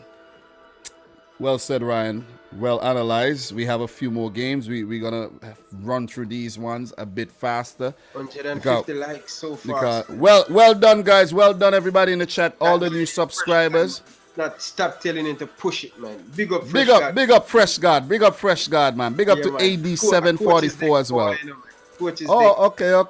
Yeah, man. In the run for pressing him, man. I tell you, we'll get it, man. Okay. So respect for that, guys, man. Respect for the love and the support, Fresh God. Big up Coach Karumi. Enough respect, Coach. Love you, you know. Respect you, you know, bro. Dominic. Tell you, appreciate that, man. Appreciate that. I'm saying a lot about the game, man. Thanks, man. Thanks. Ryan, we got 3 games to touch on. 3 games. We have Arsenal, Chelsea, Liverpool, Burnley, and we have City against Norwich. What we're going to do, we're going to talk about the lightest game, in my opinion. We're going to talk about the lightest game next. But before we do, let's just show some love to the people in the chat and read out their predictions. Elevator Kid, 2-2 for West Ham. We have Chuyem, Cheeky Dominic, big up Leicester then, saying finishes, they lose. Of course, big up to Leicester. Everybody, look, my team, City are very good. We lost last week. I predicted us to win. So, it's the Premier League. This is the best league in the freaking, I'm going to say it's the best league in the world. I don't live in England, but the Americans have a big influence on the Premier League. You see what I'm saying? We own the big clubs. I'm American by naturalization. I'm American, but the league is the best league. You never know who's going to win. And that's the beauty about the league. It's not one-sided where Bayern Munich wins the Bundesliga 100 times. I'm exaggerating, but Juventus, PSG dominance. This is not that. Over in Portugal where there's Benfica and Porto. This is the Premier League. Chelsea, United, you have Liverpool. Even Tottenham came close. Leicester won it. Arsenal used to win it. You see what I'm saying? So there's more competition in the league. And I think it's Ryan, after watching match day 1, I'm like, how the hell? This league is so damn good. Every game is fire. Every game is an absolute fire, man. But yeah, we're going to talk about, we're just going to touch on these predictions really quick. And guys, appreciate you dropping your predictions. We can't read all. We strapped for time. We only got about half hour left. I don't want to keep Ryan here over 2 hours, you know what I'm saying? And I don't want to be here for over 2 hours either. So we just want to, we going down right now. We going towards the finish line right about now. And yeah, Brawlberry 3-2. We have Sebastian 3-1 to Leicester. So you guys are going for Leicester. A lot of guys are going for Leicester.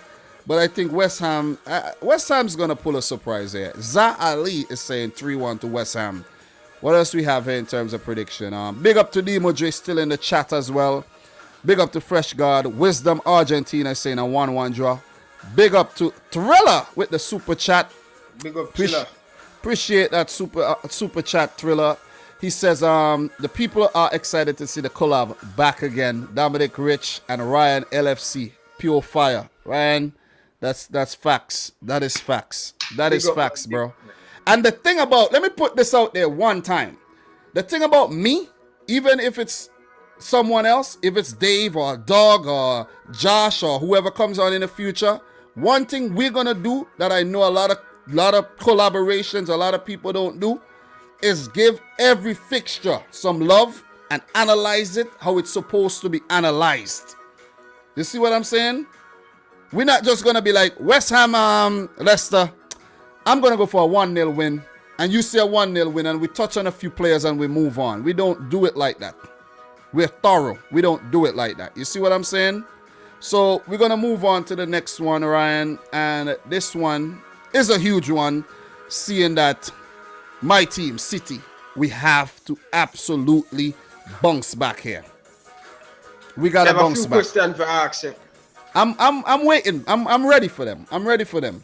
Look, match day 1, Liverpool beat Norwich 3-0. City lost to Tottenham 1-0. That's a devastating loss, I'm telling you. That's a devastating loss. Because as Premier League holders, I expected to start the season out right, and it wasn't so. I want you guys to see my face to see how disappointed I am. Just see my face when I'm talking. I'm disappointed in Pep. I don't know what kind of bug team Pep put out there. You have Stones and Laporte on the bench, and you're going to start Ake. Like, Ake has not really gelled yet. He has not played up to standard yet. Pep throw him in. Mendy. Pep throw him in. Pep put Ferran Torres as a false nine when we have Gabriel Jesus in the team. These things, man. You see what I'm saying? These are the things that I don't understand. But the last time Norwich and City met, it was a 5-0 smashing after Norwich did beat City early on in the season, 3-2. Ryan, if you have any questions, bring it on. I'm ready. Pep Guardiola, a lot of people have him as the greatest manager. Why him don't build Jesus to be the number 9? Why him need Harry Kane? I think with Jesus, he has not shown that he is that man that you could put that burden on him and he's going to produce every single game. He is a mixed bag. You see what I'm saying? He's a mixed bag of vegetables. You don't know what you're going to get. You might get some carrots, some peas, you got to get some broccoli, but you're not going to get like one thing, and we need goals. You see what I'm saying? He has a good record, but I think it could have been better. There was a lot of hype around Jesus. Jesus starts for Brazil. But for Man City, I don't know. It's a trust thing, bro. It's a trust. Sometimes Pep trusts him. Other times, he doesn't trust him. So why if Pep is so great, why him don't build a striker like Klopp would have do? I would love to see Pep Guardiola manage an Arsenal team. That Arsenal team, and see what he would do with this Arsenal team. It's ridiculous the money that Pep Guardiola spend. I'm not jealous over City, but Arsenal would have to spend $1 billion then. Yeah, bro. But if he is a great manager, if you are a great manager, as people ask you, you must can, just like Jurgen Klopp, take a Liverpool team and make them be the world best, just like Jurgen Klopp. Take Borussia Dortmund, make them unstoppable, just like Jurgen Klopp. Take Mainz from the lower division, bring them up, and they compete in the Bundesliga. Pep Guardiola yet to do that, and I'm really upset with Pep. Why him cannot go to Arsenal? Why him can't build a striker? Why it have to be 150 players? Yeah, Ryan. Why him can't build a striker? Ryan, there's some mechanics who could use anything, any tools, and fix a car, right? But then there's some other mechanics who need the best tools, machines, all kind of stuff to get the job done. And that is Pep Guardiola. Pep Guardiola is that type of man. He needs the tools. He needs everything that he needs to do the job. Other managers would do great with whatever they have, not Pep. So what are you telling me now? Jurgen Klopp is a greater manager than Pep Guardiola. Well, basically. Look, Jurgen Klopp has done what Pep has failed to do. He has done at Liverpool what Pep has failed to do with Man City, and that's win the Champions League. No, he don't fail, bro. He don't fail. I said win the Champions. I said, hear me. What? Hold on. Hear me. You're I said win. Mistake and I'm trying to correct. He don't fail. I said win the Champions League. That's what I said. I said Klopp has done what Pep has failed to do, is win the Champions League with City. Pep at City, Jurgen Klopp at Liverpool. You understand what I'm saying? Overall. No. Why? I'm not saying Pep failed. I'm not saying Pep failed. I'm asking the question. Is Jurgen Klopp is a greater manager than Pep Guardiola overall? Ah, boy. It's hard. That one is hard. Look, it's according to what criteria you use. No. I'm not moving the goalposts. I'm not moving the goalposts. Would I take Jurgen Klopp as a manager of City in the future? Yeah, of course. He's a top manager. You see what I'm saying?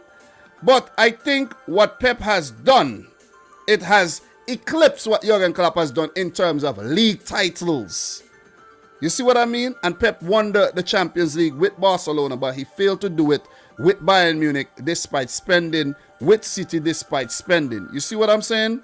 You see, the only way I'm going to rate Pep Guardiola as one is good. He's great. He's a good manager. I'm not taking that away from him. But I think Pep Klopp is a better manager overall. I know what you're saying. Motivation, better. I would say tactically, people underestimate Jurgen Klopp tactical. And a lot of people they give Pep Guardiola a lot of genius credit. Oh, he's very, very good at tactical. But Jurgen Klopp do similar, because Jurgen Klopp take up Liverpool. Look at Liverpool where they're at. I'm not saying Jurgen Klopp didn't spend any money. Yeah, that's what that's what I was about to say. Get the best out of the player them. Remember, FSG has been cheating Jurgen Klopp, but not give him the money to back him to compete against City and compete against Chelsea or United. The money they are spending, in my opinion, Pep Guardiola, for him to get my 150 ratings, he hot. Not talking about the Champions League. I want to see him at a team where I'm saying, yeah, go and take that Arsenal team. They are good players. Go and make them. Look at Robertson, world class. Look at Chen, world class. Look at Alisson, world class. Fabinho, world class. Van Dijk, world class. Firmino, I would not going to say world class. Salah, world class. Look at the player them Jurgen Klopp buy. Salah, 30 million plus. Mane, 30 million plus. Fabinho, 40 million or something like so. Genie, mid-table team. Robertson, 8 million. And turn them in a beast. Why Pep Guardiola can't do that? Why I'm afraid to go to Napoli. Go to Napoli and see what you're going to do. You have to come out of your comfort zone. You're right. But so you agree? Say he's a greater manager than Pep. Yes or no? No. As I said, it's about criteria. What criteria? Hear me out. It's about criteria, right? Jurgen Klopp has done great things. Mainz, Dortmund, limited budgets, limited quality of players, and have brought out the best in them. Yes, we like to romanticize about these things. He didn't win the Champions League with Dortmund, but he won league titles, something that no other team in the Bundesliga has done since then, because it's been all Bayern Munich since Klopp has last won with Dortmund, right? He did great with Mainz.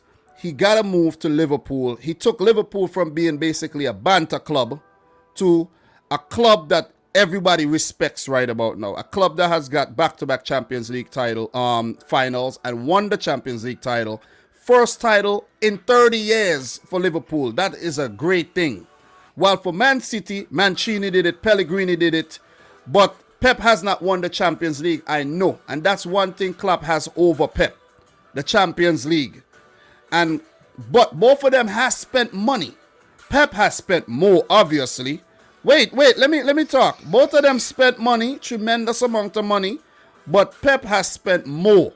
But you have to look at Wait. You have to look at the war chest. Look at the war chest. City has a bigger war chest, bigger budget than Liverpool. So you're going to expect the more spending. You see what I'm saying? You see what I mean?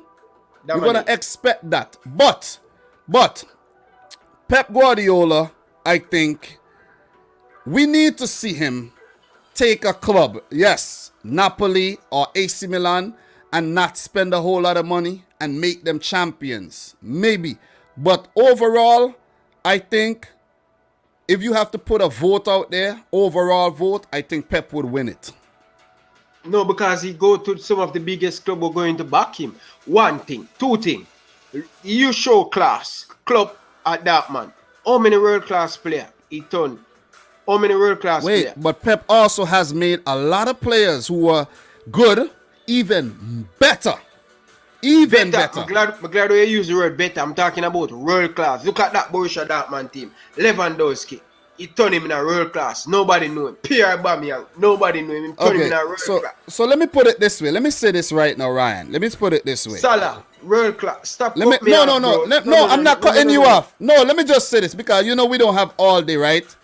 In your eyes, Jurgen Klopp is a better manager than Pep. In my eyes, I think Pep is the better manager. In my eyes. Tactically, and everything. Because if you look at the time both have spent in the Premier League, who has more titles?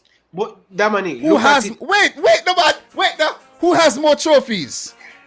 Who has more clear trophies? because he's at the richest club. We're getting the money. That's the thing I'm saying, Dominic. But okay, if you go to the Olympics, and both of us are sprinters, and I come back with more gold than you, who are people gonna say is the better sprinter? Not me. If we run in the same race, you and I run in the same race, and you only beat me in the race, what, 2 times? Bro. You see what I'm saying? Guardiola, double the money is spent. Look, I know that, Ryan, but people with money would always spend money. But Rich, you know why I'm looking at it? From Jurgen Klopp coaching, Jurgen Klopp turned more than 15 player world class. Nah. What are you talking about? Overall? Overall. Oh, yeah. And I think Pep probably turned more. Pep probably turned about 30. But anyways, look, this has been a great moment. Let's just agree to disagree, and let's just say both managers are top class managers, creme de la creme, best in the world. They're up there. And that's Pep is better. Klopp better, bro. All right, we're gonna ask the people in the chat. I wish I knew how to do that poll thing, but I don't know how to do the poll. But let me ask the question. Who do you guys think is the better manager? Is it Jurgen Klopp or is it time? Give the Pep? people them time. I'm going to use the bathroom and come. Make sure you give them time. This is Definitely. Guys, who do you think is better? Is it Pep or is it Klopp? So I saw a super chat came in. Big up to Obina who says, haha. It's the boys from Africa back again. Big up to Obina, man. Obina, how you feeling, bro? How you feeling? How was your trip to France? Did you get to see Messi over there or what? How are you feeling? Excuse me. Jersey Boy saying Pep is the better EPL manager in my opinion. Super Fleet Klopp has spent less than Arsenal. I found something in terms of how much teams have spent. Overall, the Premier League just tend to spend way more money than other leagues, right? And even this season, Manchester City, and I think, let me see, City has spent 100. The entire La Liga have only spent 150 million euros. The whole of La Liga. The whole La Liga have only spent 150 million euros. And they're struggling. While for the Premier League, I think the Premier League have already spent $1 billion, if I'm not mistaken. So when people want to talk about money, everyone's spending. Everyone is spending money. And that's the thing.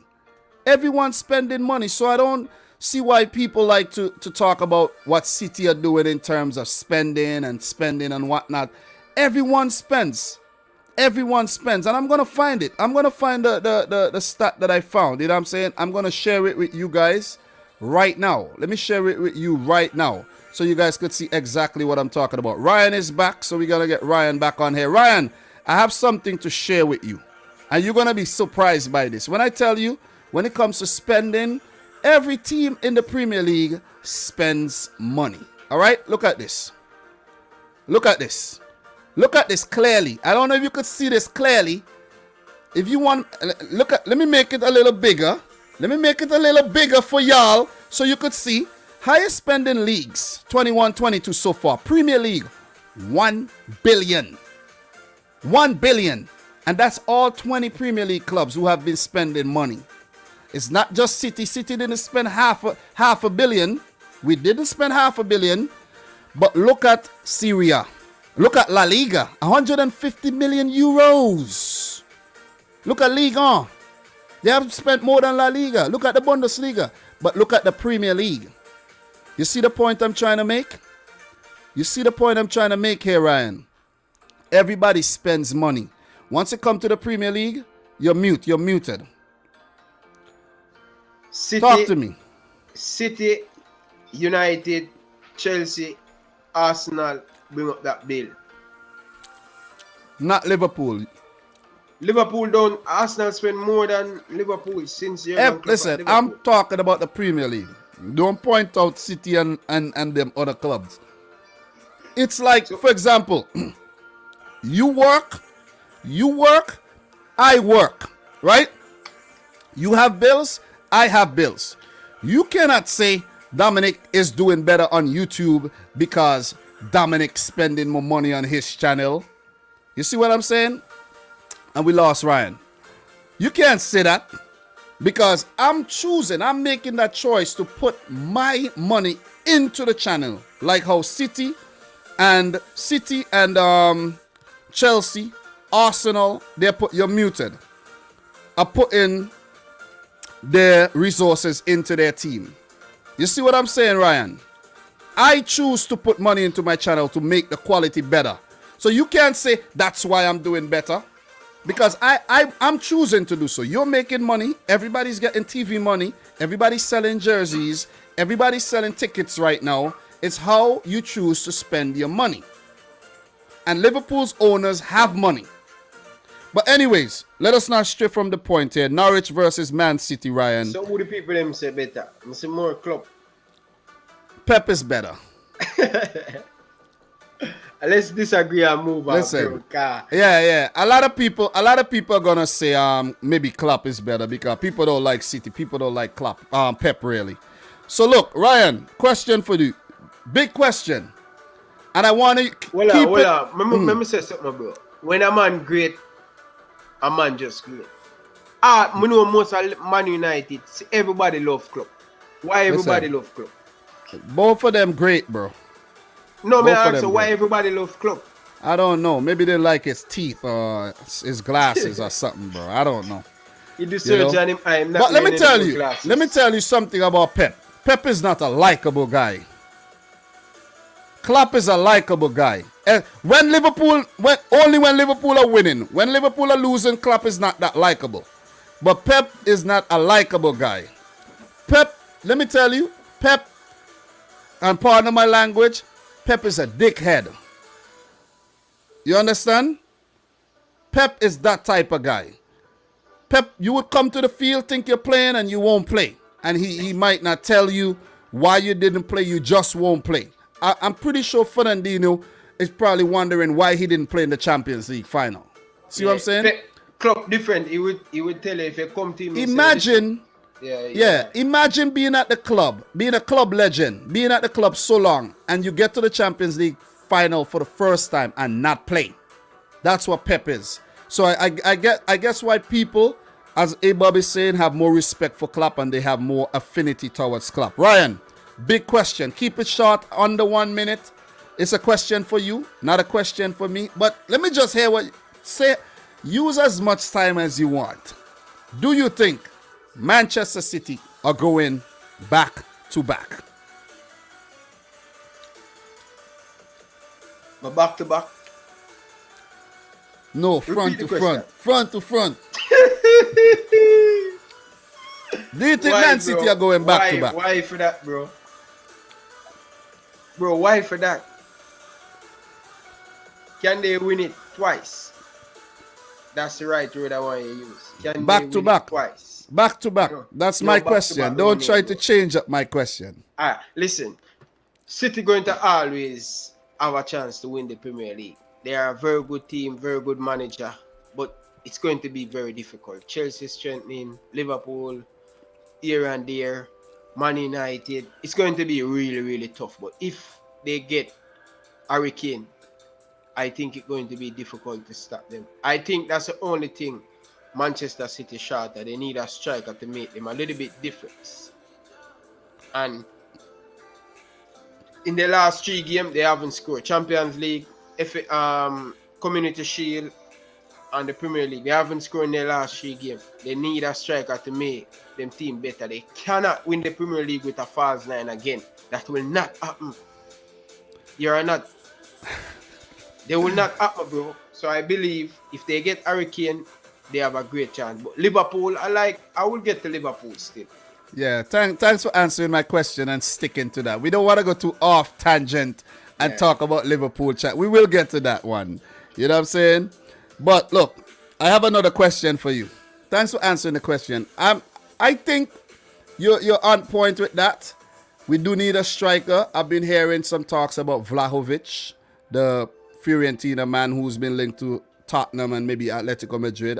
I'm been hearing that he could join. I don't know how true that is. But as far as we see, it's going to be difficult. The Champions League final, as you said, the Community Shield, first match against Tottenham, you're playing false nines. It hasn't proven to be successful. We need that target man. We need that man in front of goal. That man who's going to know where to be at, the right time. Like Aguero, to put the ball in the back of the net. Why City didn't try to keep Aguero for longer? It's reasons unknown. But he's at Barcelona right now. Why Man City didn't go in for another player? A cheaper option than Harry Kane and would have had that player at the club already? Reasons I don't know. You see what I'm saying? This is how City work, bro. City never get second choice, bro. City always go for their first choice. So we do get second choices. Wait. We do get second choices. Ruben Diaz, even though we were looking at him, he was not first choice. Koulibaly was first choice. I heard, listen, Fabrizio Romano said Koulibaly, first choice. Yeah, Napoli wasn't budging on the price. Then Koundé. And then City, maybe they wanted to look at Ruben Diaz for one more season, but they said, let's bring him in. And Ruben Diaz put on a world-class performance last year. I'm not saying he's a world-class defender, but let's see what he does this year, and then we're going to make those, put those labels. But I think we're going to, we of course, we're going to be there fighting for the title like every season. Are we going to win it? Let's wait and see. I haven't called it yet. But thanks for answering that question. Another question before we wrap up this thing. Will Norwich survive the drop? Would they survive the drop? Two things they have to do. They have to learn how to adapt. Not trying to play the ball from. You have to mix it up. It's not every time you're going to play with the ball from the back. Can you imagine you playing against a good Liverpool team, know to high press and winning that ball in the final third? And Norwich, they don't learn. If they don't learn quick enough, they're going to be down. They have to learn how to adapt, and they have to know when they need to attack and defense. And I think that's going to be Norwich's problem, and that's the manager. He's like a Bielsa, not going to change him tactics, and that's going to work against him. You have to learn how to adapt, especially when 15 games leave to go, when a crunch time. You have to make sure that you have 10 men behind the ball. And listen, I'm here to get a points. I'm not here to lose. A point away from home is better. And I think Norwich, if they don't change their philosophy, when it reaches certain part of the season, they can go down. But they're a very good team and they're doing very well. Yeah, so Norwich are the champions of the championship, and City, of course, are the reigning champions. So just to touch on some insights before we do move on to the prediction. Manchester City have won their last 3 home Premier League games against Norwich City by an aggregate of 14-1, winning 5-0 in the most recent league meeting at the Etihad in July of 2020. In all competition, Norwich City have just won 1 of their last 31 visits to Manchester City, drawing 7 and losing 22, winning 2-1 in September of 1997 and 3-2 in May of 2013. So I'm not going to be too long-winded on this one. Ryan, what's your prediction? And we're going to move on. We got 2 more games to touch on. Wrap that up in about 15 minutes time and call it a day. What are your predictions for this? Manchester City versus Norwich. I think City at home, they are the Etihad. They have to come back out bouncing. They need to bounce back from that disappointing loss to Tottenham Spurs. City fans, don't get too upset. Tottenham beat you guys every season. City always start out very slow. They will be right up there challenge for the Premier League. I think they're going to butter. They're going to destroy this Norwich City team. And I'm going with a 5-0 victory. Ooh. My prediction, 3-0. I think Pep's going to put out a strong 11. Stronger than the 11 he put out against Tottenham Hotspur. Daniel Farke, we know he has his style. They made a lot of new signings. But as I said before, and I'm going to say it again, these are not Premier League signings. I don't care how mad the Norwich City fans want to get at me, but bringing in players from the Greek League and from Nice and from wherever else you brought these players from relegated Werder Bremen, these are not Premier League proven players. These players are not proven at top level clubs. These players have not been playing Champions League. I don't want to come with the argument about they played Europa League. That's Europa League. That's settling for mediocrity. And I think Norwich should have maybe tried to just get, one of these little Brazilians from the Brazilian league, or you see what I'm saying? One of these African players playing in the French league that has that flair, something. You see what I mean? But they going for a Josh Sargent, or for a Rashica, for Zolis, for these type of players. And I don't. And again, most importantly, they lost their best player, Emiliano Buendia, and I think that could be a big problem. Pukki may not be getting the service, and even when he gets the service, we saw against Liverpool, weren't able to put him away. You see, so I'm going for 3-0. I'm not going to go for a blowout. I'm going to go for 3-0 win for Manchester City. City's next game will be against Arsenal in the league. Norwich play Bournemouth in the EFL Cup, and then they face Leicester.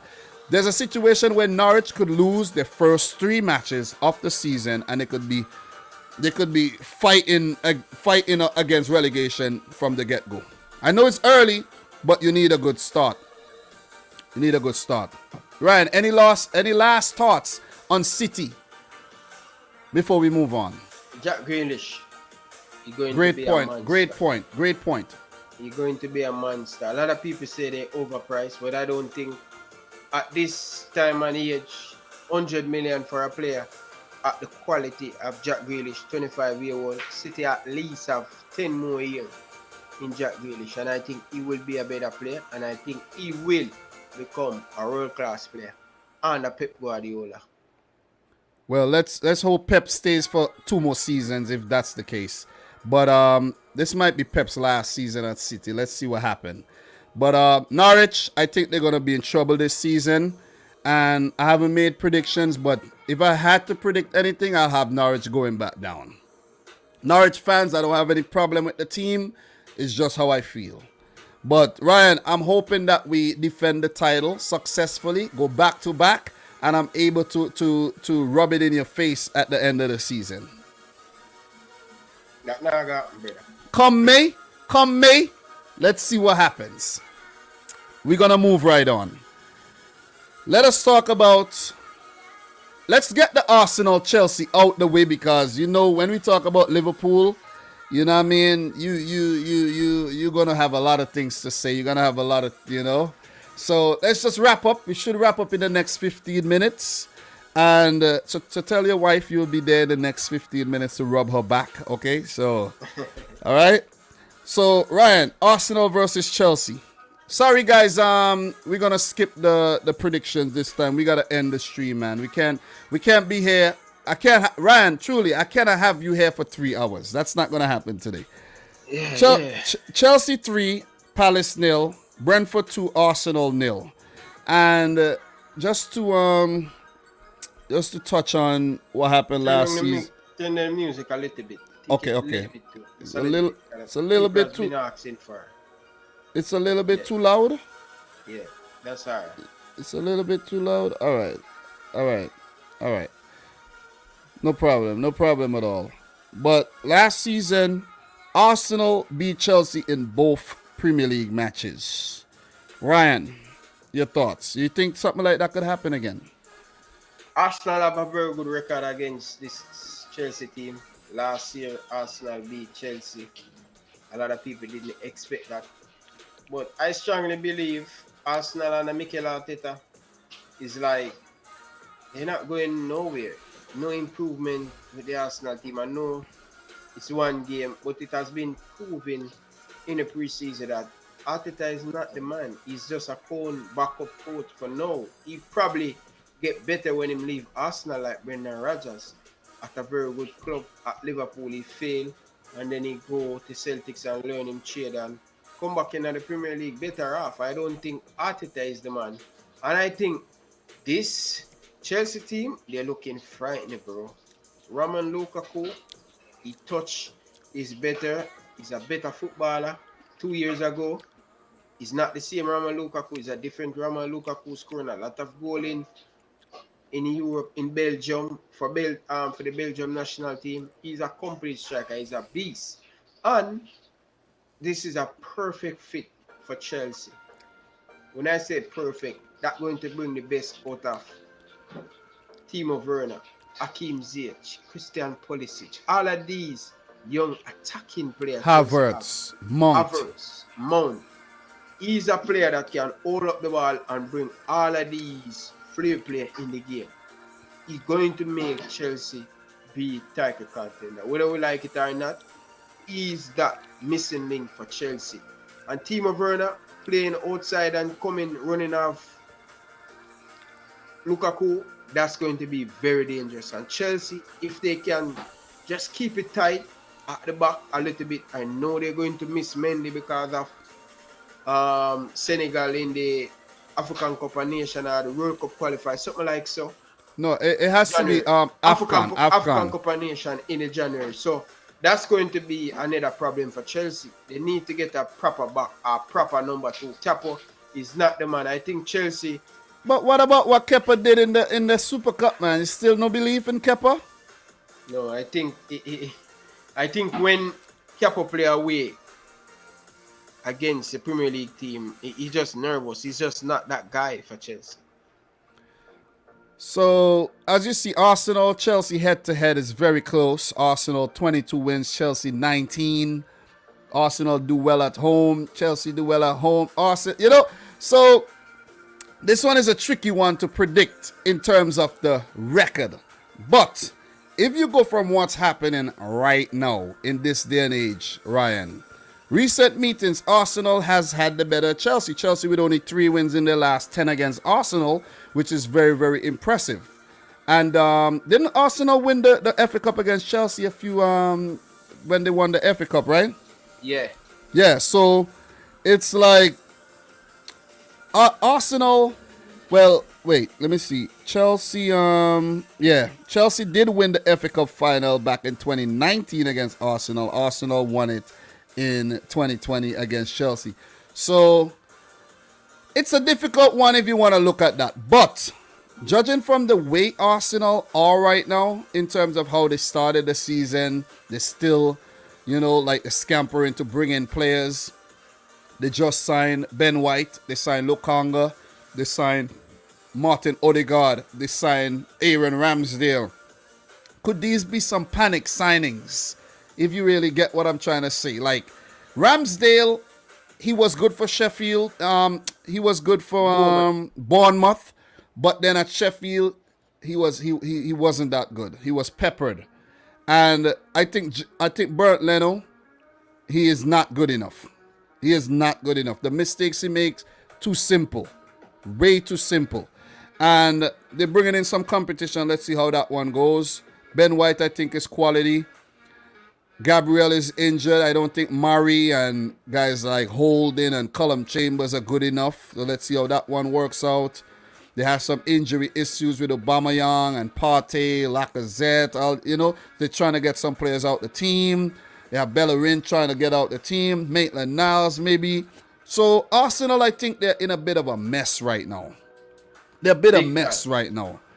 And to be honest, I don't know why they went in for Aaron Ramsdale, to be honest. I really don't know. Because as Triller is saying, Ramsdale is very suspect. You see what I'm saying? I really, really don't know. And A-Bob is saying sometimes panic signings do work out. I get that.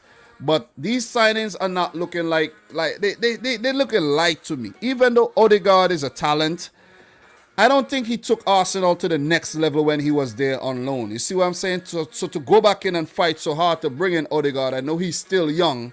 Maybe that money could have spent on a player that would have had immediate impact on your team. You see what I'm saying? But I think they were linked with Maddison, but Maddison might be a little too expensive. You know what I'm saying? So I am not impressed with these signings at all. Let's see how they work out for Arsenal. The Lokanga guy looked like a decent player. But Arsenal, if they're not able to have some more experience in this squad, in this 11 versus Chelsea, they're going to get picked off like ripe fruit, man. And in terms of Chelsea, Ryan, we know Champions League winner. Champions League winner. They won the European Super Cup as well. They smashed up Crystal Palace. Another London derby here. They're on the road against Arsenal. And Ryan, to be honest, I don't see no other result but a Chelsea win. They brought in Lukaku. They're making these signings. I really like the look of Trevor Chalobah. Let me put that out there. Trevor Chalobah. Jesus Lord. Jesus Lord. They don't need no Kunde. They need to hold their money. Chelsea need to save their money, put back some of the money in the bank or something, or invest it in some other way. But I'm telling you, Trevor Chalobah deserves a run in this Chelsea team, whether he's going to be playing in the Cups, the Champions League, sporadically in the Premier League. But what he has proven to us is that he can challenge for a place in the squad. It's left to be seen when he comes up against the better teams, but he was good. He even bagged the goal as a centre-back. And when you think about Mount, Ziyech, Werner, Callum Hudson-Odoi, Ziyech currently injured. This Chelsea team, N'Golo Kante didn't even play the first game, Ryan. Yeah. This Chelsea team, Kovacic, this team is, woo! I'm telling you, definitely title contenders this season. And I think they're gonna absolutely destroy Arsenal. I'm gonna go for Arsenal to get a goal, but Chelsea 3, Arsenal 1. That's my prediction. 3-1. At this moment, Arsenal are going to fall down the pack. They're going to send the goalkeeper to Aston Villa. I think that's a big mistake by Arteta. I think he should give the keeper a chance. He win a FA Cup for you, and to see the player after that interview crying and being at Arsenal, go out on loan, and him coming in and even that, proving himself. He's a better angling cross, come inside the box. He's a better player with the ball at his feet. He's a better shot blocker. He's better than Leno in hallway. And I don't know what Arteta. I tell you, bro, I'm a man that cherish loyalty. When you see a player crying like that and moving like that, that's a player who really want to play for you. That's what a manager should look in a player. You should sell the goalkeeper and then bring in other guy. It's not this. It's just the same Arsenal. What's the difference? Exactly. What's the difference in this Arsenal team? Be a panic buy. They buy in Ramsdale. That he's a suspect, bro. 2 relegation back. This guy just fight. I'm not saying him cannot be good. When you look at this Arsenal team, bro, Arteta, who he make better? He make Aubameyang get worse. He make Lacazette get worse. Smith Rowe, he's responsible for Smith Rowe. He's not responsible for Saka. What Arteta has done for Arsenal Football Club so far for this man to still in the job. What he has done is still in the job. This guy is an idiot. And I love it. I love it, bro. I love to banter Arsenal. Ryan, well, they're backing him financially. They're really backing him financially. And let's see what happens. Let us see what happens come January. Let's see where they're at. Remember, guys, we have the African Cup of Nations to factor in. So teams with a lot of African players are going to really struggle in January, from January to February. And we also have to factor that in. It's something we'll talk about more going forward. So, Ryan, tell me your prediction, though, before we move on. We don't want to spend too long on this. I'm predicting it's going to be a very close. This is a derby. And then the next thing, before I get into my prediction, Arsenal struggling to sell ticket for the game. What that tell you? Big, massive game, and not London derby. No, Chelsea, this is not just a London derby. London derby, and they're struggling to sell ticket. No matter where Arsenal in the table are Chelsea in this is a big game for Arsenal, and they're struggling to sell ticket. That tell you a lot about Arsenal, the direction they're going. And talk about direction. Look at this great point here. Ramsdale relegated for 2 seasons in a row. And this is the goalkeeper that you go in for to think it's going to make a difference. It is just weird to me. To me, it's just some weird signings. You look at the signings they have made. Pepe, 70 million. Partey, 50 million. What have they really done in terms of improving Arsenal? Aubameyang, improved contract, bigger wages. He got worse. You see what I'm saying? Selling Joe Willock to Newcastle when Joe Willock was playing top footballer, world class at the back end of the season. Which Arsenal player get 8 goals and you sell a man like exactly. 8 goals in a row too. The decision we are making at Arsenal Football Club. I tell people this all the time. You know. Arsenal and Liverpool, they have the same model. What Liverpool have over them, a better manager, the structure running better at Liverpool, and Liverpool do not make their player run down contract. They sell player and they get money to put back in the team. That's what keeping Arsenal going to make the same mistake because they do not have a good technical director and they do not have a proper coach, and that's going to be Arsenal downfall. They're going to take their time falling down, and I'm predicting Chelsea 3-1. 3-1 to Chelsea, just like me. 3-1. Thank you very much. Appreciate your analysis. You are on point. I know there's some things that we could have talked about, but we cannot touch on every single thing. Let's just say Chelsea are looking serious Premier League contenders, while Arsenal are looking like they're gonna struggle to even make top 10. So let me see what you guys are saying in the chat, and then we're gonna. Why him give Shaka a new contract? Exactly. I don't listen, man. Michael is saying 4-1 to Chelsea. Phil Jones 5-0 to Chelsea. Jordan 2-1 to Arsenal. We have Jordan is saying 1-1 here. Jordan, make up your mind, bro. 2 goated. 4-2 to Arsenal. 4-2 to Arsenal. And what else we have here? Brawlberry 2-1 to Chelsea. Big up to Thriller, who says Chelsea is City's challenger for the title. Thank you very much. What about Liverpool? So what about Man United? Come on, guys. Let's not leave these people out. Let's not leave them out, man. Let's not leave them out at all. I don't want Ryan to feel too left out. You know what I'm saying? Let's acknowledge these teams are in the league as well. Why is Jordan? You got to make up your mind with the prediction. You're saying 3-0 Chelsea. You're saying 2-1 to Arsenal. Jordan, you basically ruining whatever chance there was bringing you on the stream this season. You're ruining it because you're all over the place, bro. You see what I'm saying? Big up to Errol Brown, troublemaker Errol Brown in the house.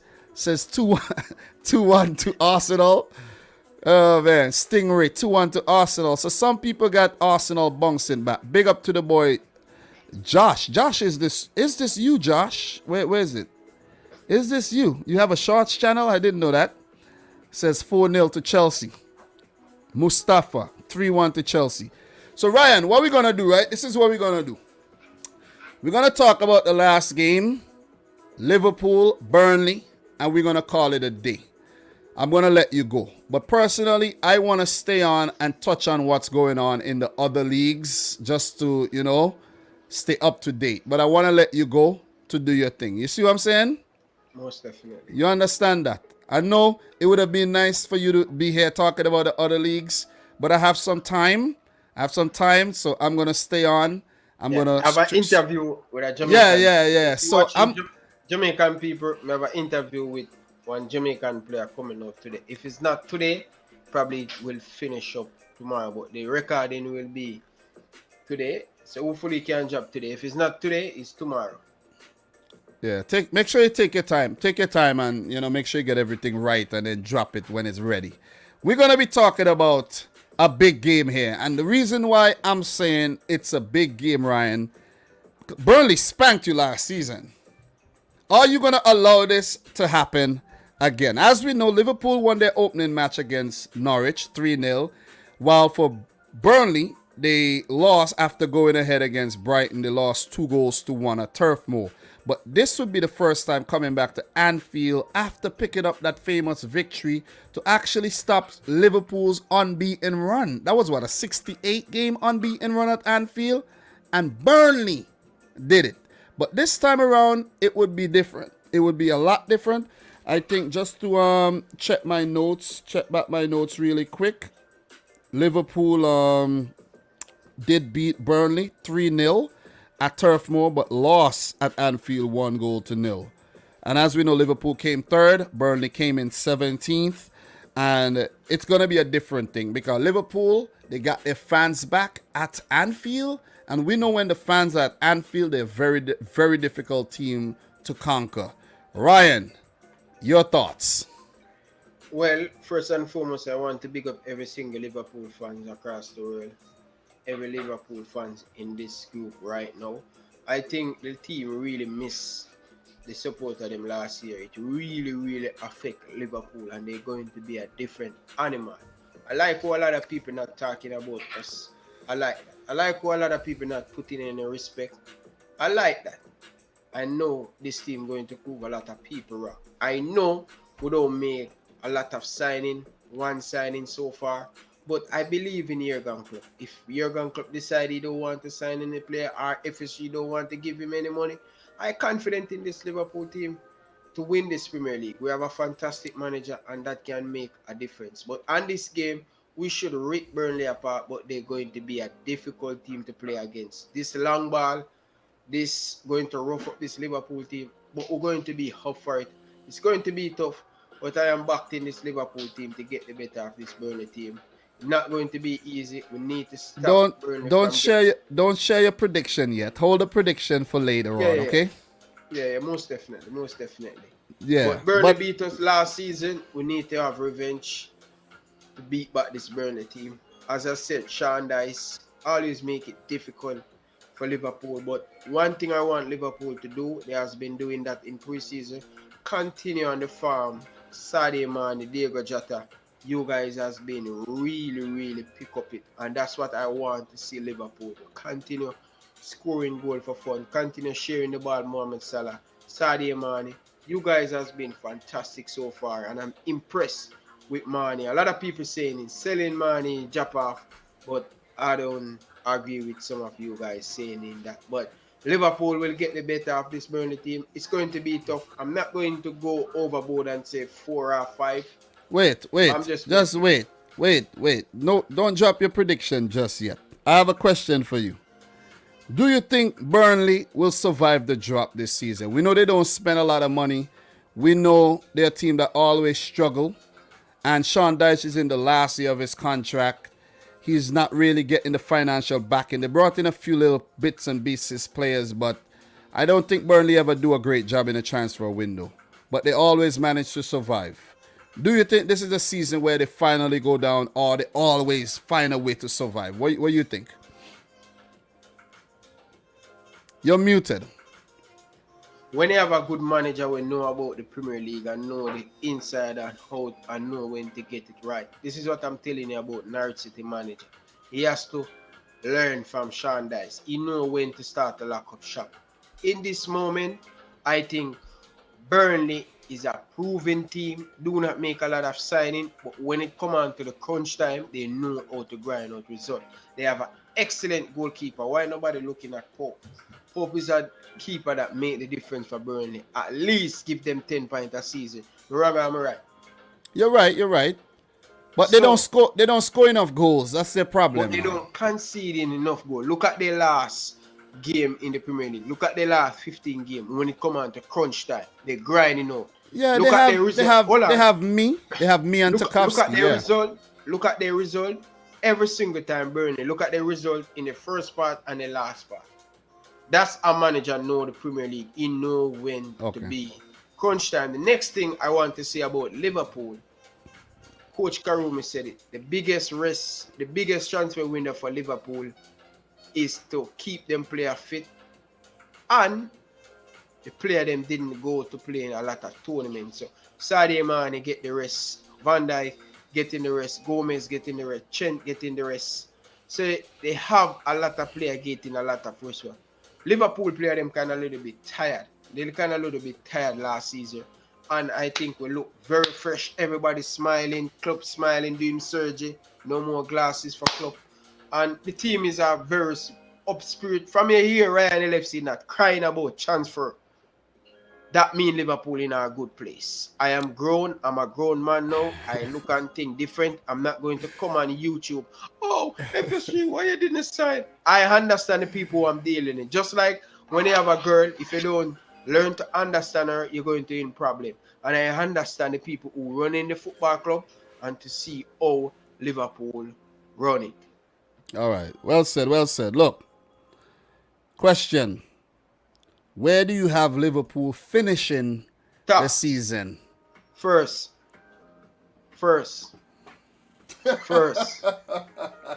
Liverpool are winning the league this year.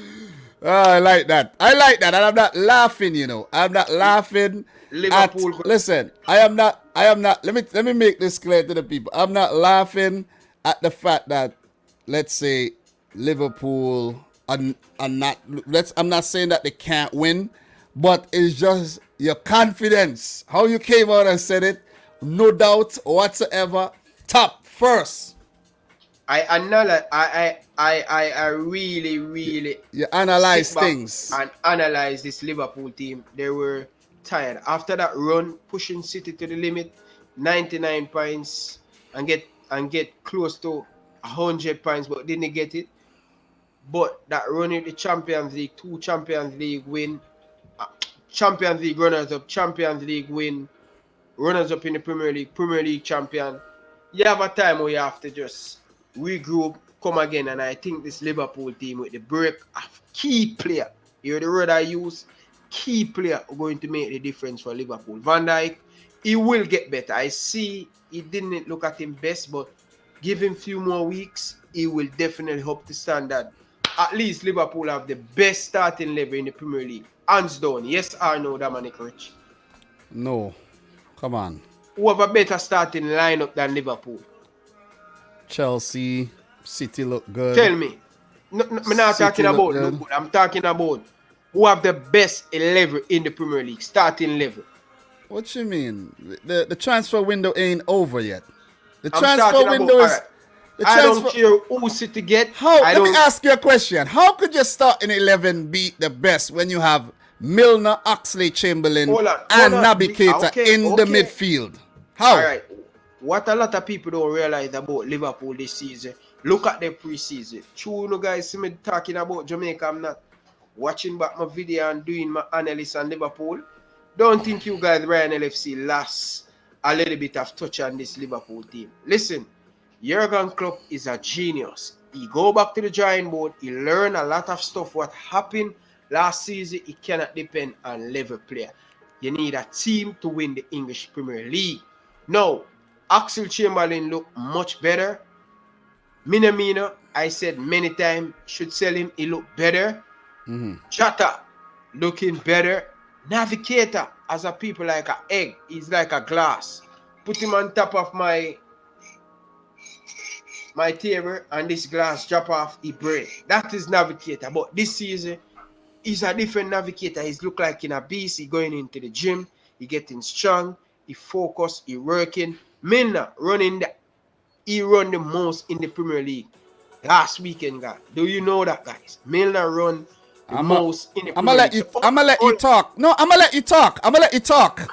So what I'm saying, guys, Liverpool biggest transfer window is getting the rest for key player, and that's going to be very vital for Liverpool. And I thought, no pressure on Liverpool to win the Premier League. You know. City under pressure, they're going to sign Harry Kane. Bro, Chelsea going to under pressure. United going to under pressure. There is pressure on. There's pressure for you to win the league.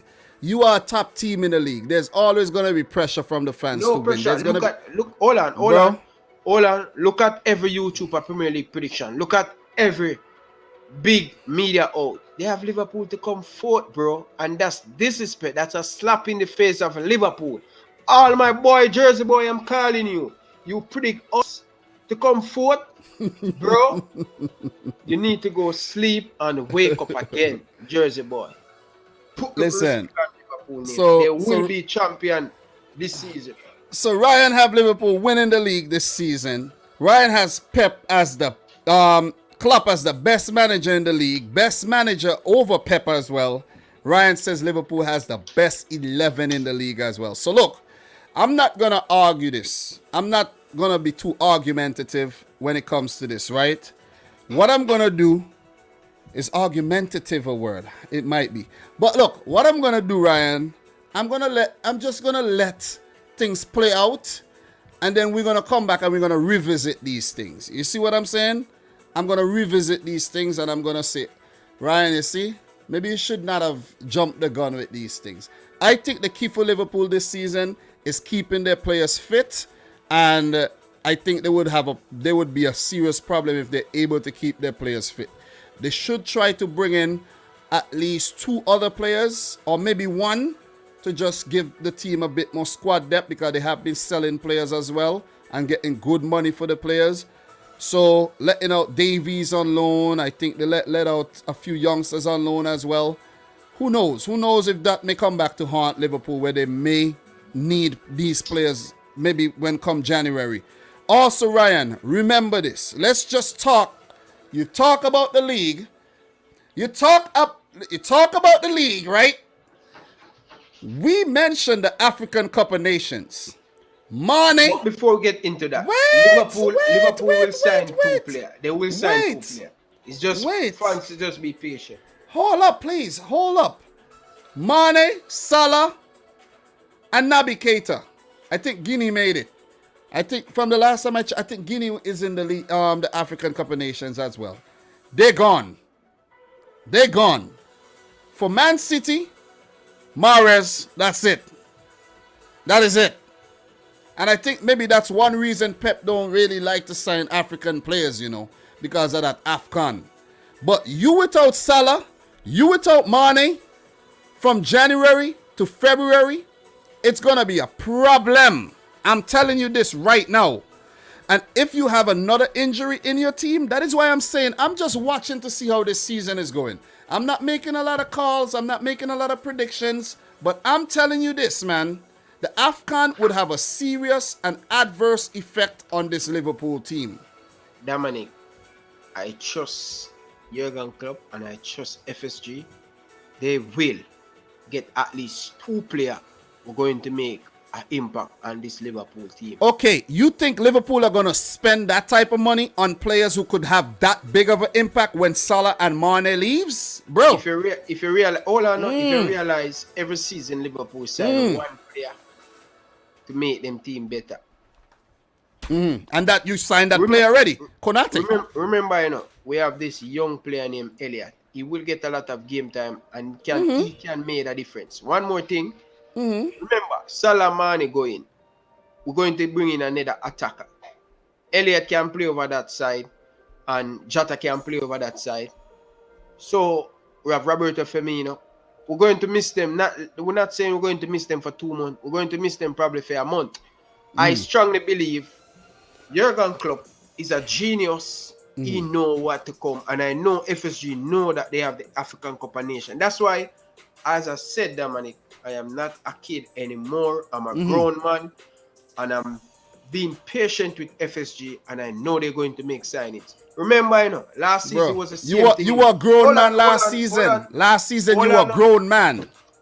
Last season, I think you're talking about the mentality. Your mentality. All right. Last season, Liverpool, go check the record. They signed Diego Jota at this time, and same time around the transfer market when nobody expect, when everybody done them signing and Jota come and make an impact. Thiago get used to the league. This guy going to be a beast with Virgil van Dijk, and whether going to be Gomez or Joel Matip at the back, this guy going to be released. Remember, Liverpool going to have them strong midfield. Thiago, Henderson, and Fabinho inside that midfield. Don't worry about Genie. We have Curtis Jones. We have player. Guys, just if you guys believe in Klopp, Liverpool fans, stop worried about our team. Liverpool, if you see a lot of smile on the Liverpool, they will be back to them best. Trust me, guys. You underestimate Klopp, don't underestimate. Well said, Ryan. I do like that you come in with the fire and you're very confident. But just want to share one insight, and I'm going to touch on some other things really quick before we end today's live stream. Liverpool lost 1-0 at home to Burnley in the Premier League last season, ended their 68-match unbeaten run at Anfield.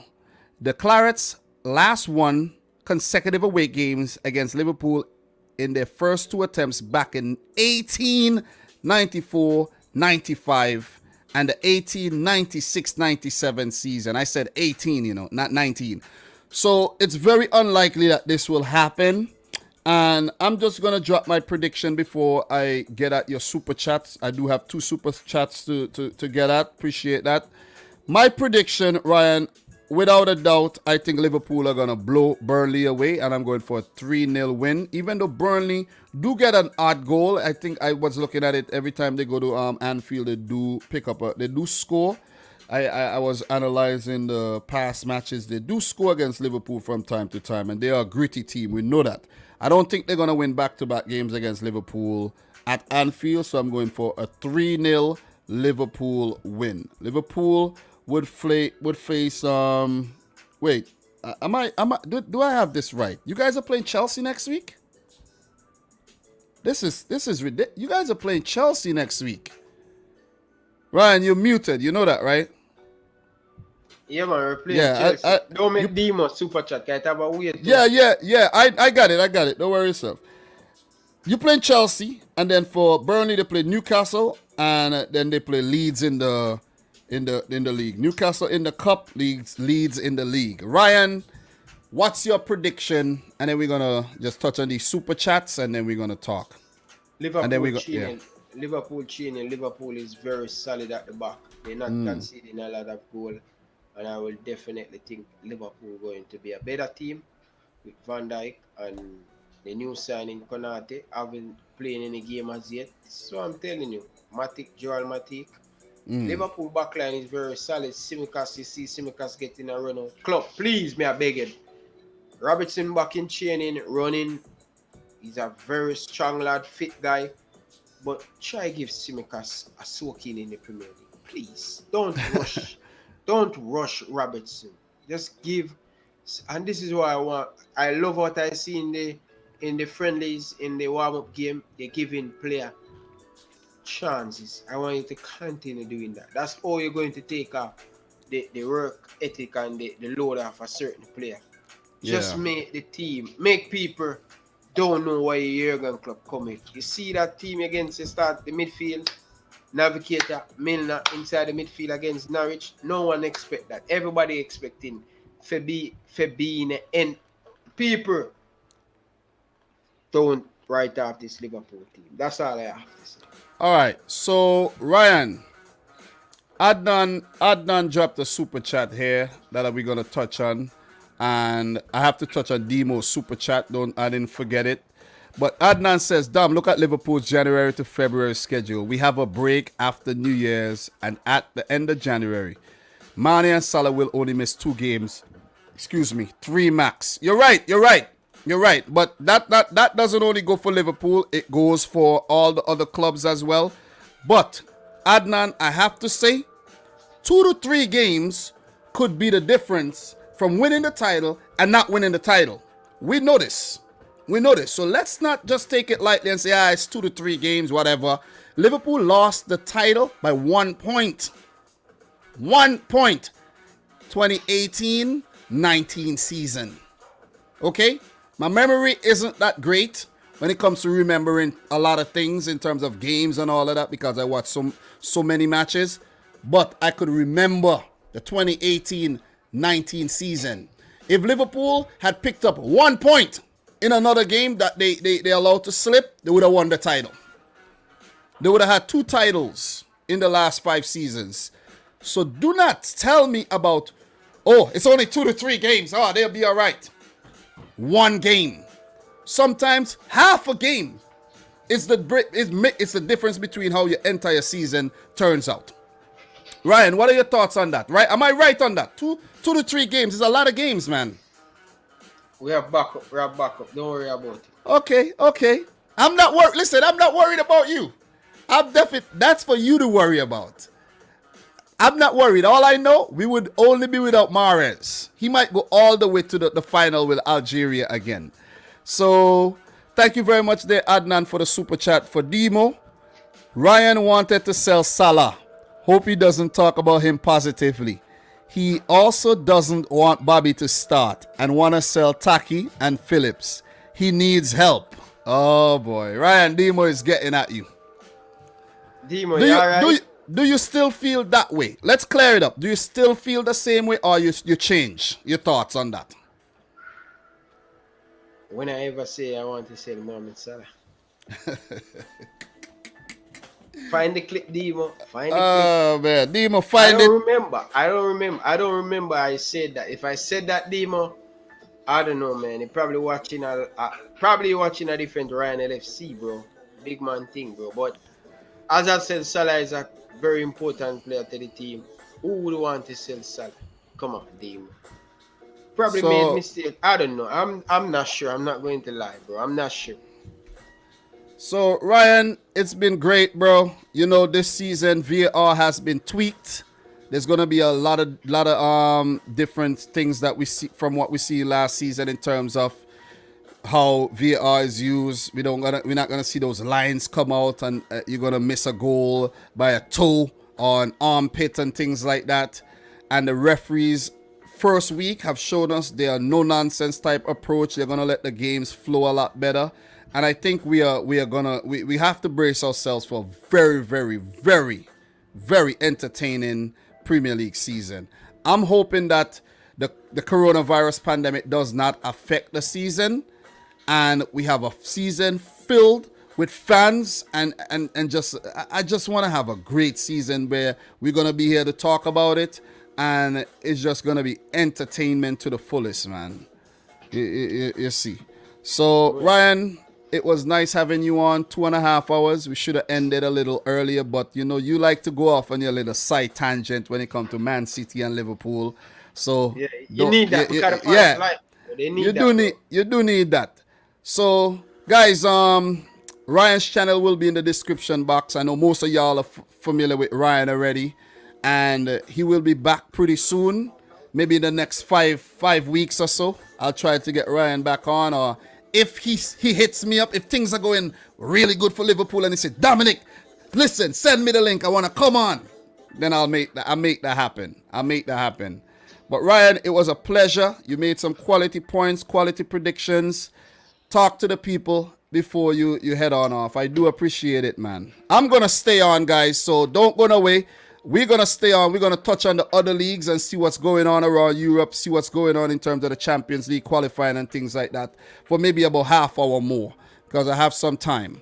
So, Ryan, talk to the people before you go, bro. Yeah, I just want to tell you guys, thank you very much for your support over the years. I just want to tell you, Dominic, thank you very much. I really appreciate it and stuff. It was a great afternoon talking about the Premier League fixtures. I didn't even know I have it in me said way, but you know what I mean? It's been a while I talk about the Premier League like that. You know what I mean? It's more about Jamaica and stuff and the JFF, but it's a very good one, and I really appreciate you guys tuning in and checking out Ryan LFC over the years, and we're on way to 8,000 subscribers. Guys, Ryan LFC has been improved a lot. So if you guys haven't get your mug, the merchandise, the link in my channel. So make sure you guys go over there and check out the merchandise and all these stuff. Demo, come on, bro. Support your brother, bro. Come on, bro. Why haven't you get the Liverpool mug or something? I gotta get something. I gotta get something from the store. I know you've been sending me the stuff for the channel though. I know you've been sending me the links for the store, but I haven't got around to it yet. I gotta buy something, man, because since you did that, I went to the store and I bought stuff. So I could take that money and support. I'll check out the thing and buy something, man. You know what I mean? Yeah, man, Virgin. Support it, man. I really appreciate it. I only get probably a $2 a dollar, but I really appreciate every single thing. Guys, my link in the description. Make sure you guys click on it. I have my match preview coming out tomorrow, 12 o'clock UK time. If you are in Jamaica, that's going to be I don't remember, but UK time, 5 o'clock tomorrow, my match preview coming out, so you guys can look out for that. So, yo, Dominic, enough love, enough respect, Virgin. Appreciate the energy. And Demo, you're telling me the merch is expensive. I bring it down a little bit. I never know I could do that. I bring it down a little bit. That's more people can get the merchandise and get the product out there. So it's more important to get the brand. you know what I mean, to get the brand out there and stuff. Probably need to register the name sometime this week too. So yeah. So enough respect, man. So Twiller is saying, please bring the price down on the pillows. You know what I mean? Yeah. Yeah. So Yeah. right. I will. It don't know, Chiller. It don't know. I thought someone buy a pillar, bro, and a few people buy a lot of stuff from it, man. But guys, trust me, it really help. You know, putting back into the channel. You see Ryan LFC have headphone, Bro, have mic, have a lot of things now. So next time don't be scared of the mic, bro. no, man, it's too loud, man. So the person tell himself to put it back. Okay. Whenever I listen back to the audio, I'll let you know if it's too loud or not, because Okay. I don't think, I'll see. Maybe you're right. Yeah. But Ryan, turn up the volume, man. Yeah, Ryan, it's been a pleasure. Having you on, all right? So Yeah, man. we're gonna talk. Respect, guys. I have an interview for there now. So. Yeah, man, yeah. So guys, look for all the clips. I'll be making clips. You see, today what I'm gonna be doing today is clipping out things from what we talked about today. So I hope you're ready. You made bold statements about Liverpool gonna win the title, and you made bold statements about Klopp and Pep. I was level-headed. I'm not gonna get too carried away, but we do appreciate you coming through again, Ryan. So you know, no respect, man. Chiller for Manila. Big up yourself. Big up yourself. Sebastian, one of my loyal subscribers. Yeah. Big up yourself. Demo, big up yourself. Jersey boy, if you're still here watching, no respect, Bridget. Big up yourself. Big up to every single one of you guys in the chat. I really appreciate the support and stuff. So big up that money. Yeah, Ryan, man. So we talk soon, all right? Much love, much respect, bro. Yeah, look at it. All right. So, guys, let us talk, We're still here. We're still in the house. Your boy Dominic Rich is still here. I have some time, and we are going to look at these La Liga fixtures for match week 1. This is something I wanted to do, and I wanted to do this, touch on the championship, touch on the German Bundesliga, the French league, real quick. Messi's over in the French league. We're going to keep tabs on these leagues this season. We're not going to be like, oh, you know, it's only Premier League.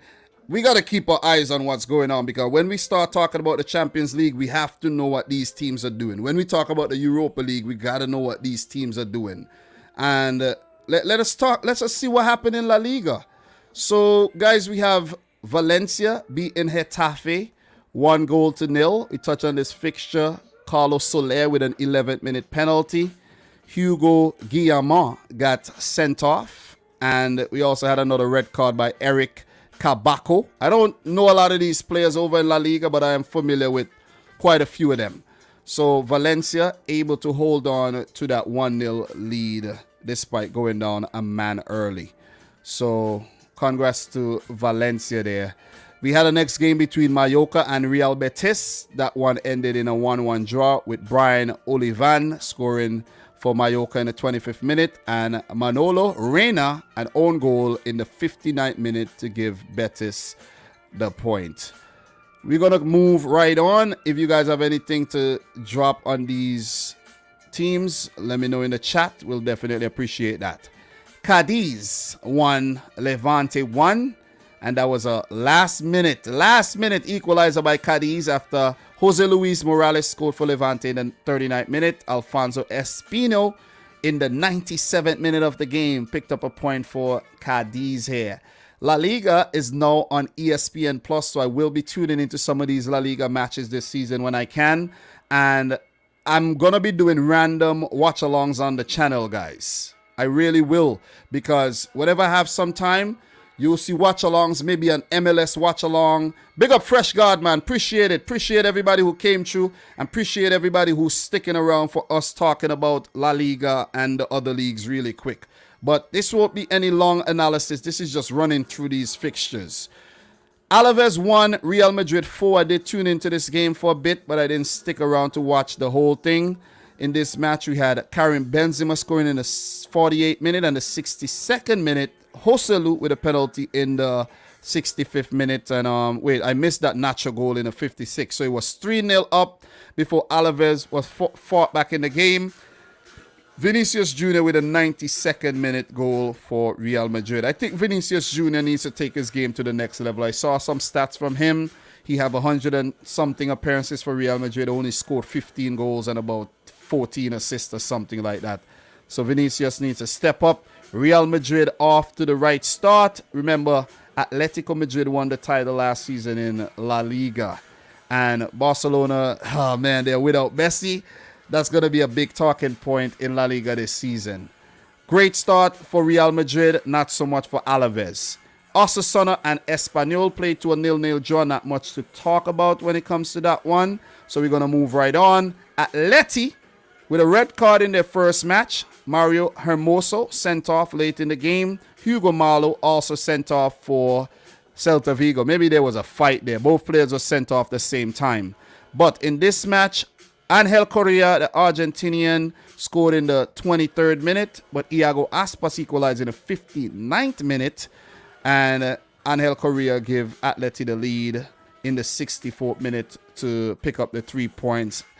Diego Simeone still at the club. I think he signed a long-term contract. I like that. I like the continuity that Atletico have shown over the last decade or so.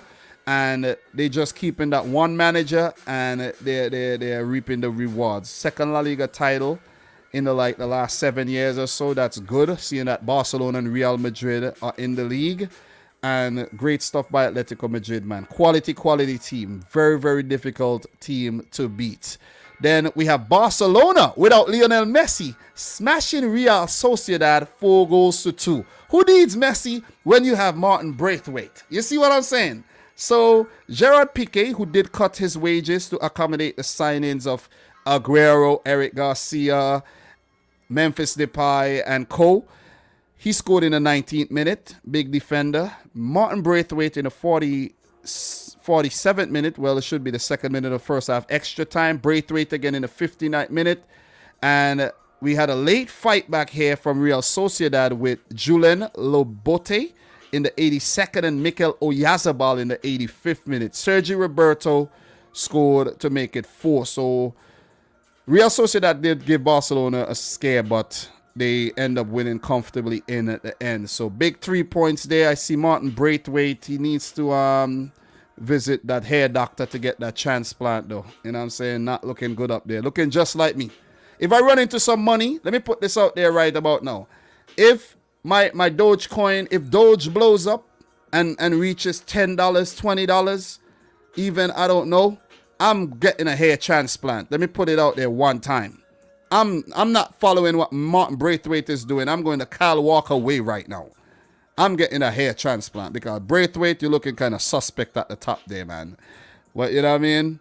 Definitely. Just want to put that out there right now. No shame. No shame in that at all. No shame in that at all. But big up to everybody still in the chat right about are there any more games in La Liga to actually talk about? Let me just go back here. We have a few more. You have a few more right there to wrap up match week 1. Sevilla 3, Vallecano 0. Yusuf Enezairi with a penalty in the 19th minute. And the new man, Eric Lamela with a brace in the 55th and 79th minute. Wow. Lucas Zidane did get sent off in the 60th minute. That's Zidane's son. Was he the goalkeeper? No, I don't think that's the goalkeeper's son. I don't think that's a son that's the goalkeeper, right? I don't even know. I read that. I don't think that's the goalkeeper one. That cannot be the goalkeeper.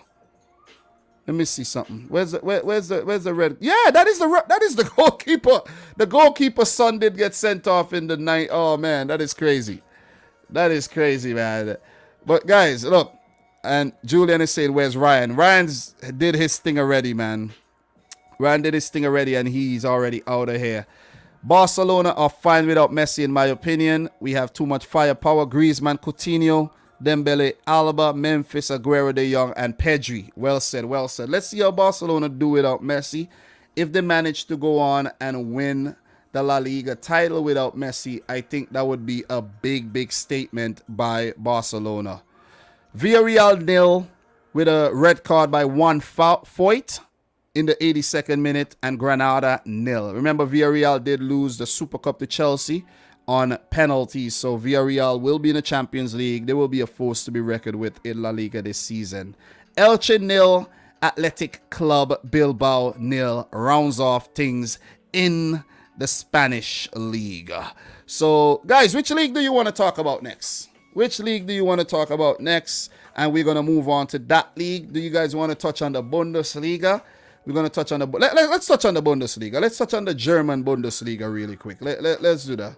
Let's touch on the Bundesliga. Let's show the Bundesliga some love. Even though I talked bad about the Bundesliga last season simply because we had managers going here, managers going there, leaving their team, going to another team. It's kind of weird. You see what I'm saying? But let's just show the Bundesliga some love, man. 34 match days in the Bundesliga. Let's talk about match week 1 in the Bundesliga. All right, so Mönchengladbach won. Whoa. I didn't even know this happened. Is this for real? This can't be for real. Let me see something. Whoa. This is for real. This happened? I didn't even know that happened. Whoa. That happened. This happened 6 days ago. Wow. I didn't even realize that. Alisson player in the 10th minute. Robert Lewandowski in the 42nd minute. Bayern 1, Gladbach 1. God damn.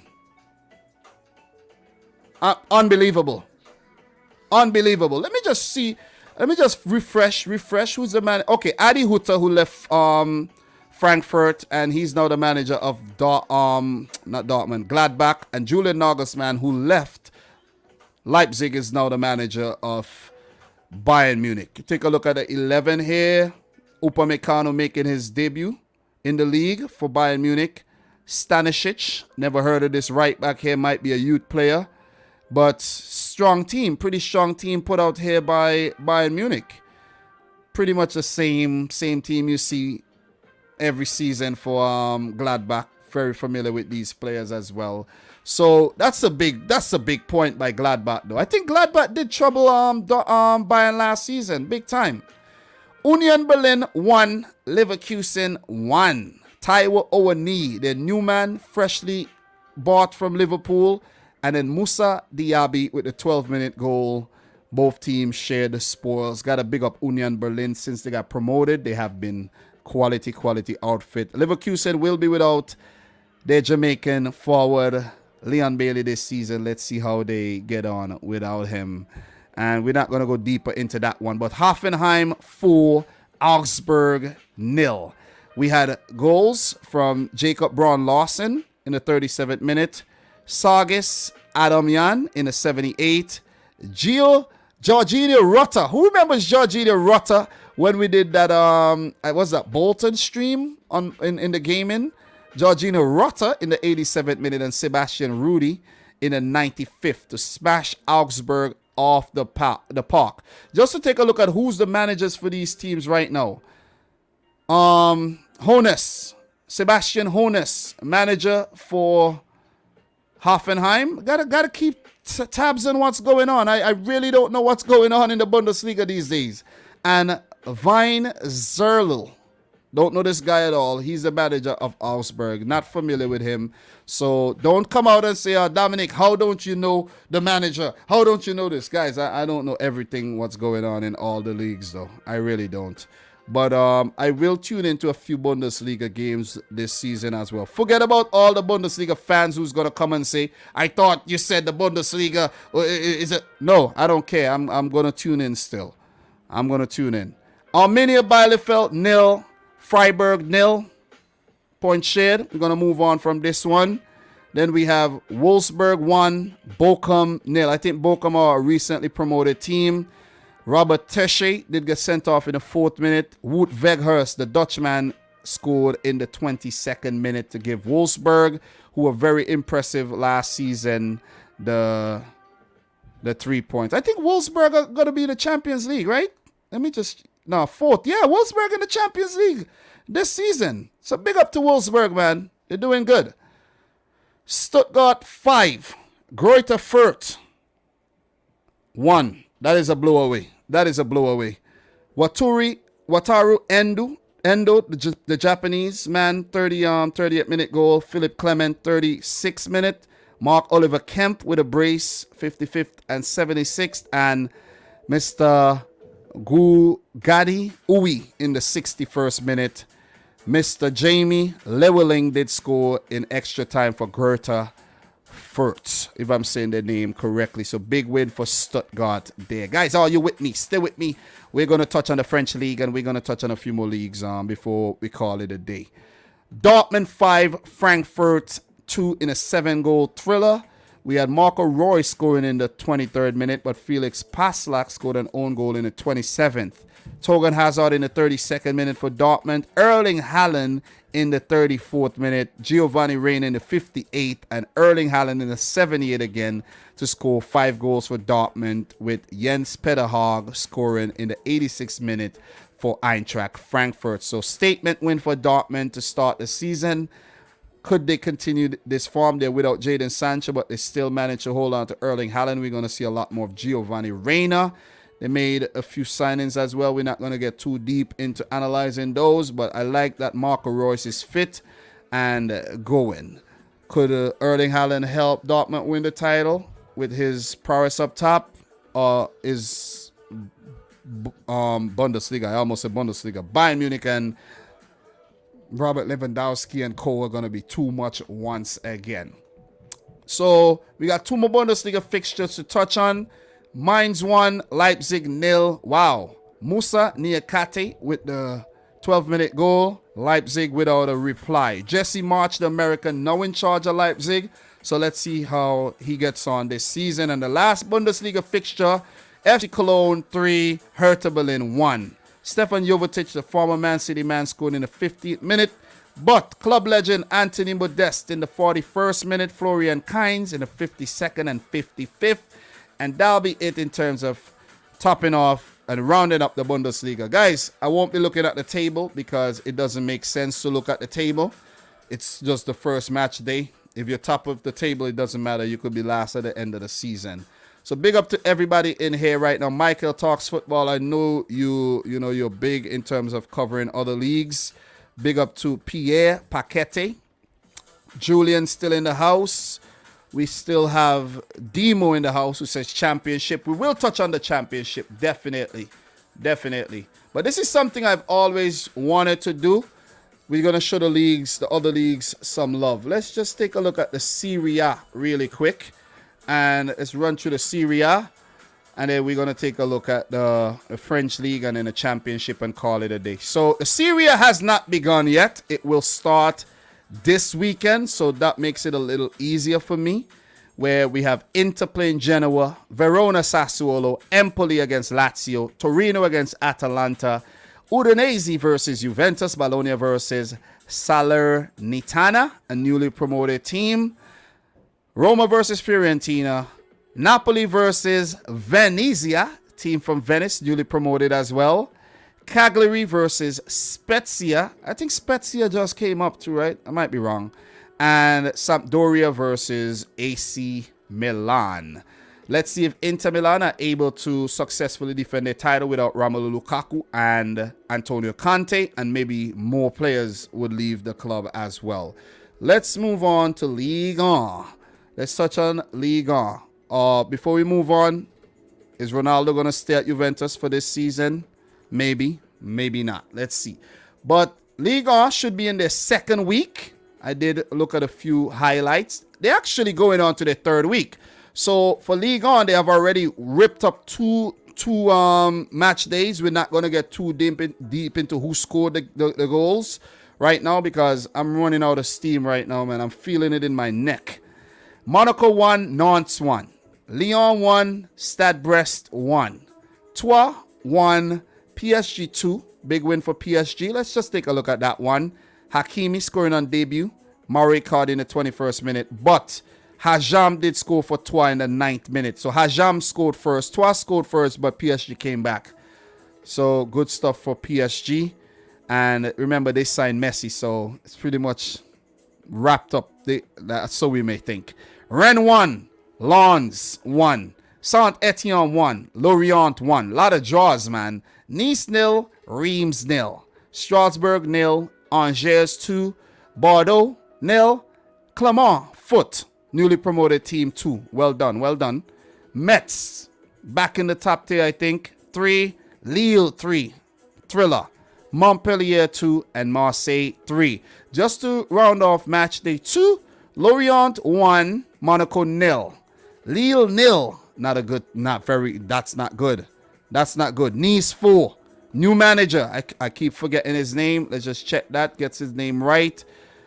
Christophe Galtier, who left Lille. I think that's the manager who left Lille to take charge of Nice. And he has beaten his old team. Smashed them 4-0.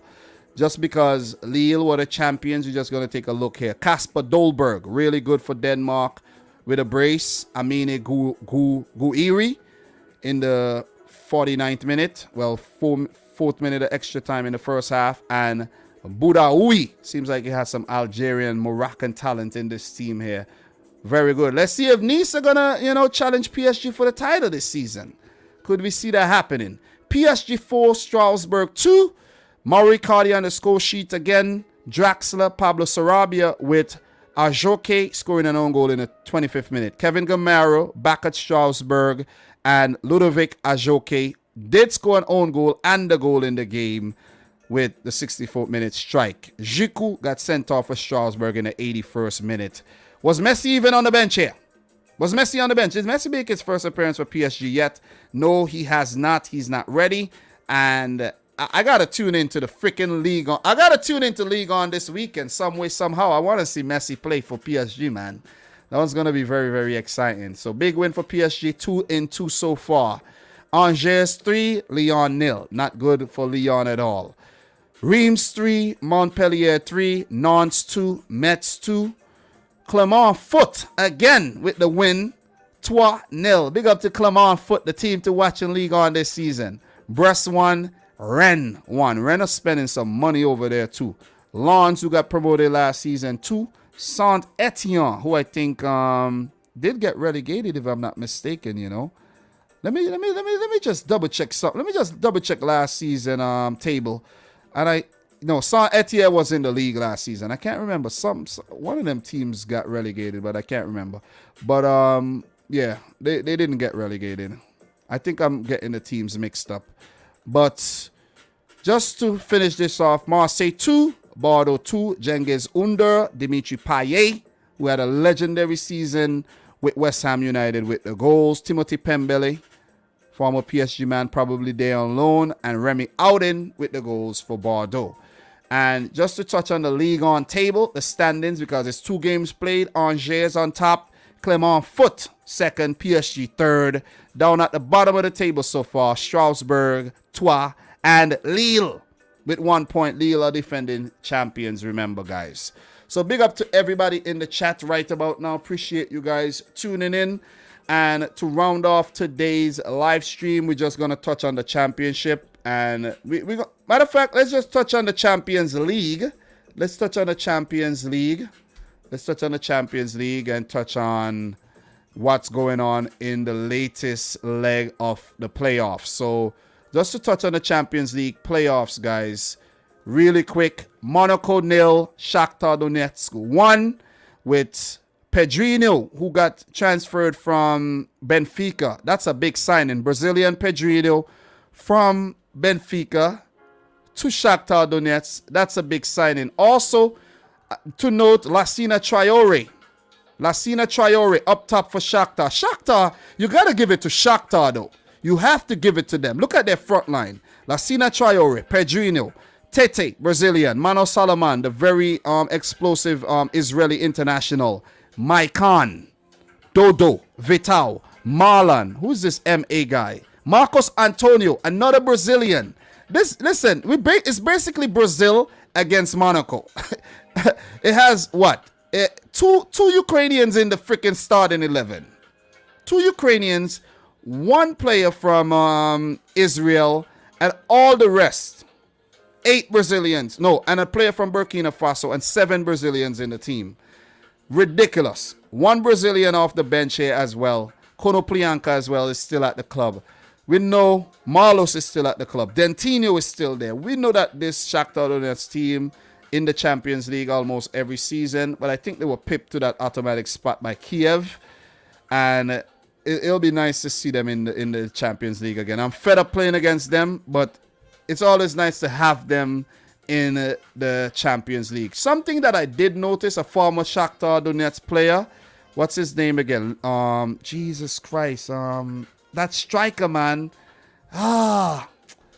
Jesus Christ. I can't believe I talked about the player and then I forgot his name, man. It was Luis Adriano and Alex Teixeira.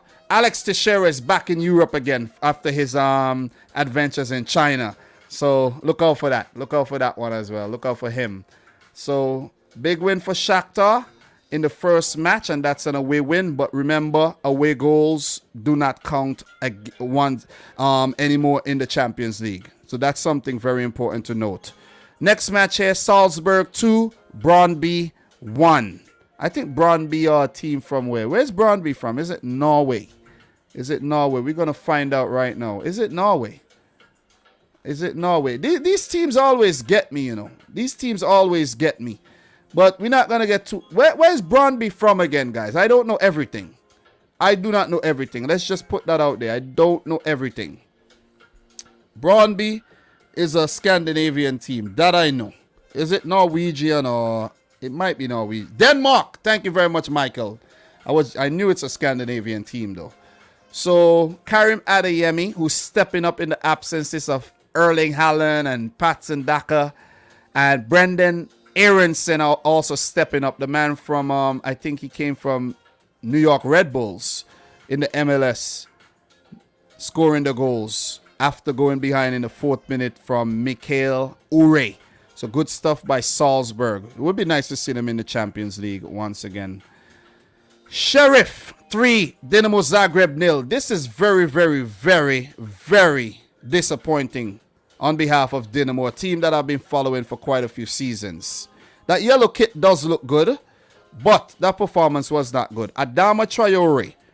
I think, is this that Adama Traore I'm thinking about from Mali? Nos. Is that him? That wonder kid that never really fulfilled his potential. I don't know. We'll find out. And Dimitris Kolovos in the 54th minute. Let me find out who Adama Traore this is. It just might be him, you know. It just might be him. Let me see. Is it him? Is it? It might not. Nah, that's not the same one. That's not the same one. There's about 3 or 4, 5 Adama Traores from Napoli. Yeah, it's not Napoli, from Mali. It's not him. It's not him. But big stuff by Sheriff, man. I think that's 1 foot into the Champions League group stage. But don't count out Dinamo Zagreb. Saw what they did against Tottenham. Don't count them out. Young Boys versus Ferencváros. We will see one of these teams in the Champions League. Crazy, right? Crazy. Young Boys always a gritty team. 3-2 to Young Boys. Just to touch on the goals. Frank Bowley, 14th and 82nd minute for Ferencváros. Mishak Elia, Vicent Sierro, and Ulysses Garcia with the goals for Young Boys. It did go down to 10 men in the 25th minute. So that's a good job, even going down to 10 men. Away goals doesn't count. So if Ferencváros win 1-0 at home, it will go to extra time. So let's just keep that in mind. Benfica. These are for the last what? These are what? 1, 2, last 6 places in the Champions League. Benfica 2, PSV 1, Rafa Silva in the 10th minute, Julian Weigl in the 42nd minute, Cody Gakpo in the 51st for PSV Eindhoven. We look at the lineups here. Benfica, we know, always have quality in their team. Alex Grimaldo, João Mario, there's Pizzi, there's Yaremchuk, Roman Yaremchuk at Benfica. That's a big signing. I think he was in Ghent last season. That's a big signing there. Aaron Zahavi is at PSV. Mario Götze, Nadi Madueke, all talented players. Van Hinkel, Marco Van Hinkel is finally playing football after a long battle with injury, and he's at PSV. But big win for Benfica. Let's see how it goes in the second leg. Maybe next week, let me see. Maybe next week, I don't know. Let me see. Tuesday. Let me see. According to what's going on, I maybe could tune in for one of these matches, you know. Maybe. Let's see how it goes. I'm not promising anything, but maybe a watch along sometime next week. Got to start doing some more watch-alongs. Malmo 2, Ludogorets 0. Ludogorets from Bulgaria, Malmo from Sweden. And Bermancevic in the 26th minute and Berget in the 61st to round things off. Guys, we're going to just finish off with the championship. We're going to finish off with the championship. I'm not touching on the Europa League right now. I'm tired. But I just want to touch on what's going on in the championship so far. And then we're going to call it a day. Already 3 match days finished in the championship. Are we in the third one? 46 teams to go through. It's a lot. It is a lot. I won't be going through these teams, man. I won't. Sorry, championship. Let's just look at the table so far. I'm not going through all of those games. I'm tired. Not doing it. Really not doing it. If you want more on the championship, there's a guy that talks championship football. His name is Ben. Ben what? Ben HD. Check out Ben HD's channel if you want more championship coverage. But West Brom, who recently got relegated, and Fulham on top of the table so far after 3 matches, 2 wins and a draw. QPR up top as well. Bournemouth there, all 7 points. Stoke City, Blackburn Rovers. The freaking championship is so volatile. It is so volatile that you never know what's going to happen. Even after 20 match days, you could have a turnaround, a big turnaround in who ends up winning, who ends up getting relegated, who ends up getting promoted. So we just take a look at what Sheffield United are doing. And Sheffield are down at the bottom here. 1 point, 2 losses and a draw. Yeah, they did lose a few players who were out of contract. Preston at the bottom. Nottingham Forest at the bottom. Blackpool, Swansea, Millwall. There's a lot of controversy around Millwall. Fans booing the players taking a knee and all these kind of things. I saw a video with fans and, you know, standoff with Alexander Mitrovic and all of that. So, yeah, I'm not getting too much into that right now. But that's what's going on in the championship right now. Not going to get too deep into it. Maybe another time we'll do a deep dive in the championship. But it's not worth it right about now. My neck is freaking feel like it's about to fall off. We're live for 3 hours, 11 minutes. And it has been a quality one in terms of likes. How many likes we got? 189. So if you haven't yet liked the video, could we get 11 more likes to hit 200? That would be big if we hit 200 thumbs up. That would be huge, man. I appreciate everybody who came through for the live stream, man. Listen, GP, Millwall has always been like that. Thank you very much, GP, for coming in with that one. I don't know what just popped up on my screen here. Mr. Pierre Paquete says, Dominic, question. You know if Jonathan David signed with Lille at the moment? Yes, I think Jonathan David is still with Lille. Still with Lille. Michael talks football. Madueke is a fantastic young English player. I have heard about Madueke before as well. So we have Lame Albert in here. How are you doing, Lame Albert? Michael, Sheriff, 80% of their squad is international players. Awesome, man. Awesome. If you got the money to bring in those players, do so. Do so. I think that's a Romanian club, right? Do so, man. So what else we have here? Who else we have? Fraser. Big up to Fraser in the house. Big up to Julian. Guys, if you want to shout out before we leave, before I leave, just drop something in the comments and you'll get a shout out. Big up to Elias Abdi. Big up to Elias Abdi. And let me tell you, Lame Albert, bro. Leave Thriller alone. Thriller, is a big supporter of the channel. He supports the channel in every single way. And stop trolling the man. Come on. Enough is enough. If somebody say stop, just stop. You see what I'm saying? Be respectful, bro. Be respectful. Make objective comments and not just... Oh, Moldova, not Romanian. Moldovan club, Sheriff. And not just targeted at one person. You see what I'm saying? Come on, bro. Chill. So, let me see. Pierre, question. You think near future Canada men's team could be top 20 to 30 world rank? Of course. Celebrity chat. Great presentation. I do appreciate that, man. Do appreciate that. If there's anybody else in here, you haven't said anything, you haven't liked the video, make sure you do so. I do appreciate the support. We're going to be back next week. And I'm going to come back next week, Monday. Because there's a Monday game I don't know if I'm gonna do a watch along for that game and then do the roundup just after the watch along. I just might do that. More watch alongs this season. More watch alongs. And I'm gonna do my watch alongs a lot different. Thriller, I've thought about it, bro. For the watch alongs, I have to get it together, and I'm gonna use Streamlabs where I can put a clock, where I could put things, where I could bring in more things. StreamYard is a little limited when it comes to that. I could bring in a countdown clock. I could even bring in something where the score changes. I have to look into that. I could bring in a subscriber count on the screen and all of these things. But I have to use Streamlabs OBS. I have to do something like that. Maybe I have to get a subscription or something. But that is something I'm definitely working on for the future. A more elaborate setup over on Streamlabs OBS for more watch alongs, and we're gonna do we're gonna be doing a lot more on the channel this season. A lot more. I have to figure out a way to bring people in the live streams as well. Maybe for that purpose, it has to be StreamYard, but for Streamlabs, it's a bit limited. There's a lot of things that could be done. I just have to figure out the software. Yes, Streamlab OBS is free, but there's a paid package. But the one I use for the gaming is free, and it's been working great. It's been great.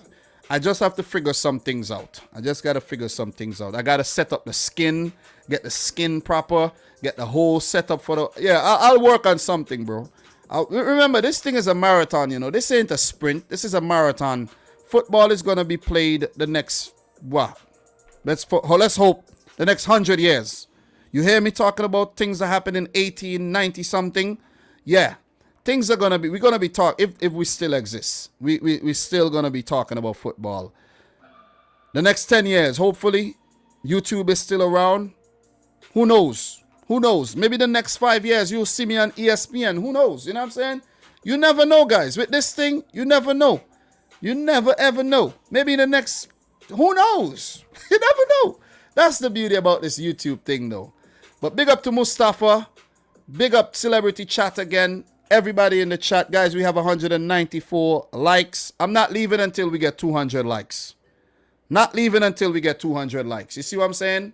Not leaving. So might as well we check out the freaking Europa League right now.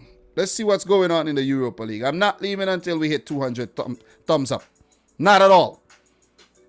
The playoff leg for the Europa League, match day 1 of there's 2 playoff legs. It starts today. Today. In 10 minutes, actually. Let's take a look at that. Not leaving. We need 200 thumbs up. So, AC Ammonia versus Antwerp. Remember, Antwerp, I think, just signed Nian Golan, if I'm not mistaken. I fancy Antwerp in this thing. Antwerp, I think they were doing some business in the Europa League last season as well. Slavia Praha versus Warsaw. Slavia Praha, I think, is going to win this one. Randers versus Galatasaray. Some of these teams I never heard about in my life. Randers, never heard about Randers. Galatasaray, I think they're going to do this. This Turkish Giants. Mura, never heard about Mura. Sorry, Muran fans. SK Sturm Graz, I've heard of. They should do the business. But guys, you never know. We might see some new teams in the Europa League. Listen, we're going to even take a look at the Conference League if I haven't hit 200 thumbs up. We got to hit 200 while we're live. Fenerbahce versus HJK. Fenerbahce, Turkish team. And Olympiacos versus, I think HJK is Helsinki. Big up to Michael Talks Football. No, I'm wrong. I'm freaking wrong as hell. That's not the same team. That's not. Where the hell is this team from?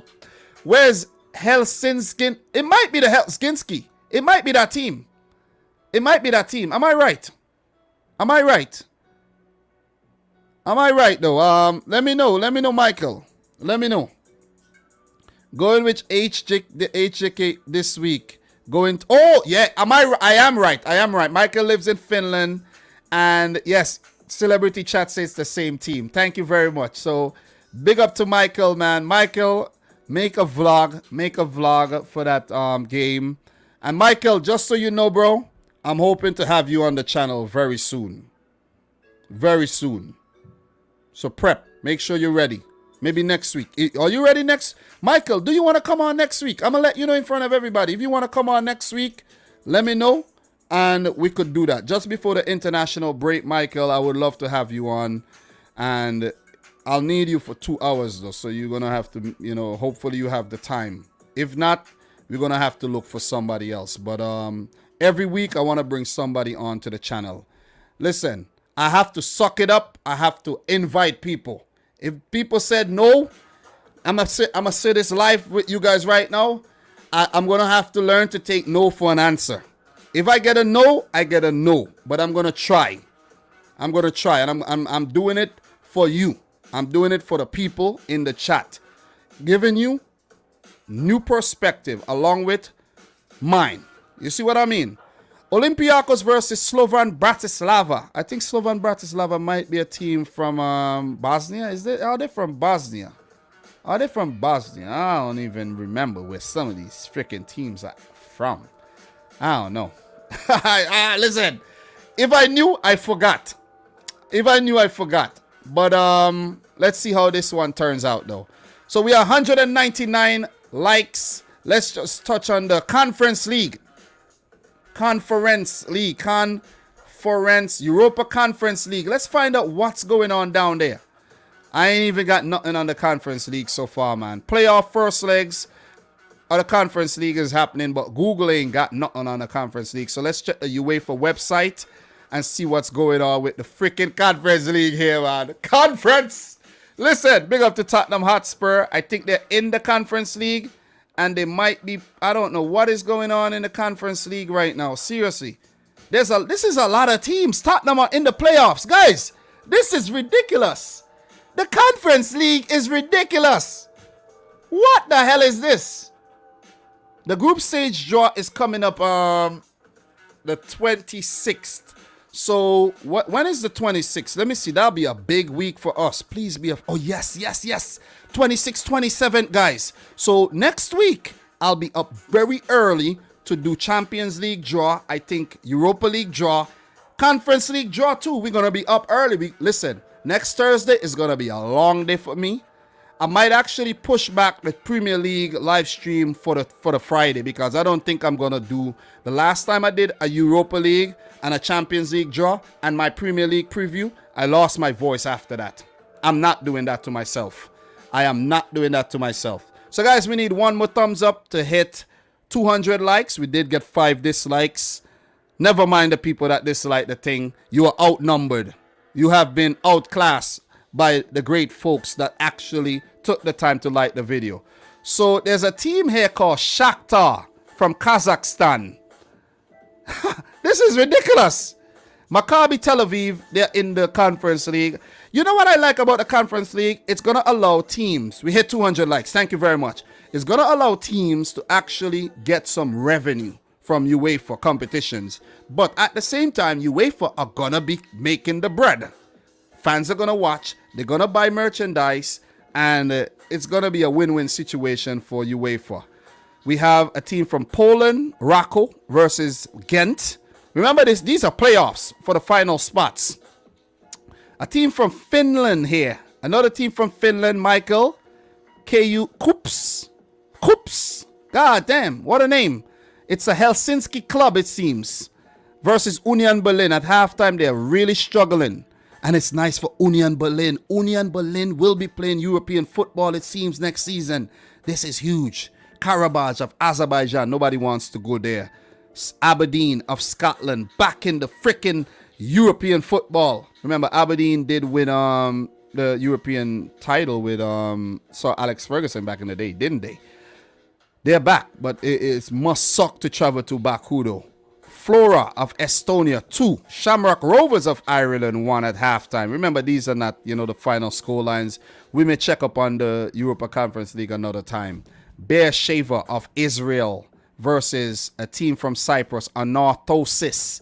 These teams sound like freaking medical conditions. Oh my God. LASK of Austria versus St. Johnstone of Scotland. These Scottish teams, man. These freaking Scottish teams are in Europe playing playoffs.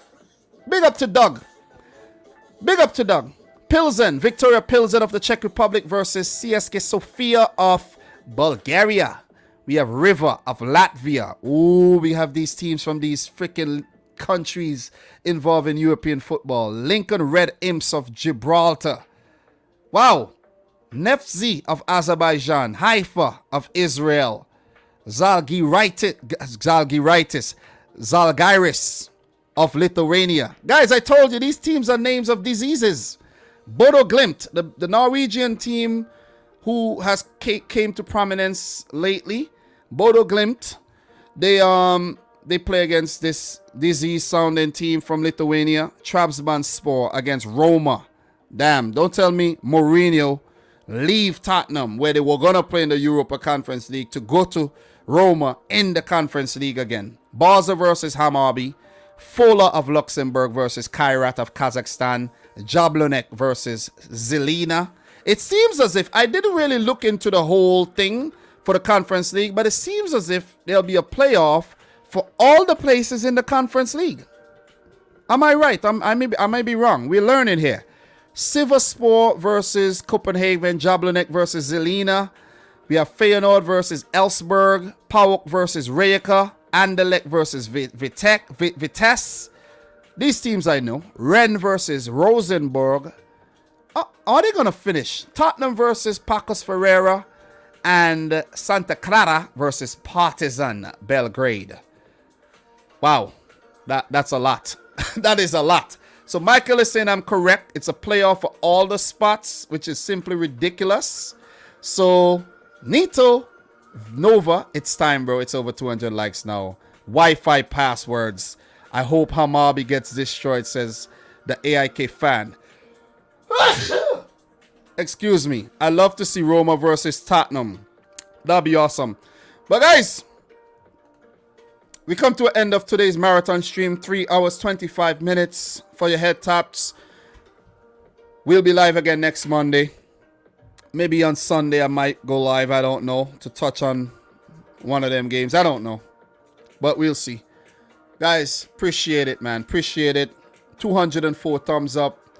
Very successful stream in terms of viewership, in terms of every aspect. We even hit 45,300 subs in today's live stream. So thanks to all the new subscribers. We did bring in a lot of new subscribers today. And I'm hoping that this trend continues throughout the rest of the season. The road to 46K in full effect. The road to 50K in full effect. And guys, we'll get there one day. We'll get there one day. You see the channels that hit 100K, 200K? We'll get there one day. Trust me when I tell you that. We'll take the thing to the next level. We'll get there one day. And I can't do it all by myself. I need your support. I need the support of guys like Michael, Doug, Dave, Josh, Ryan LFC, and people that I'm gonna be working with in the future. You see what I'm saying?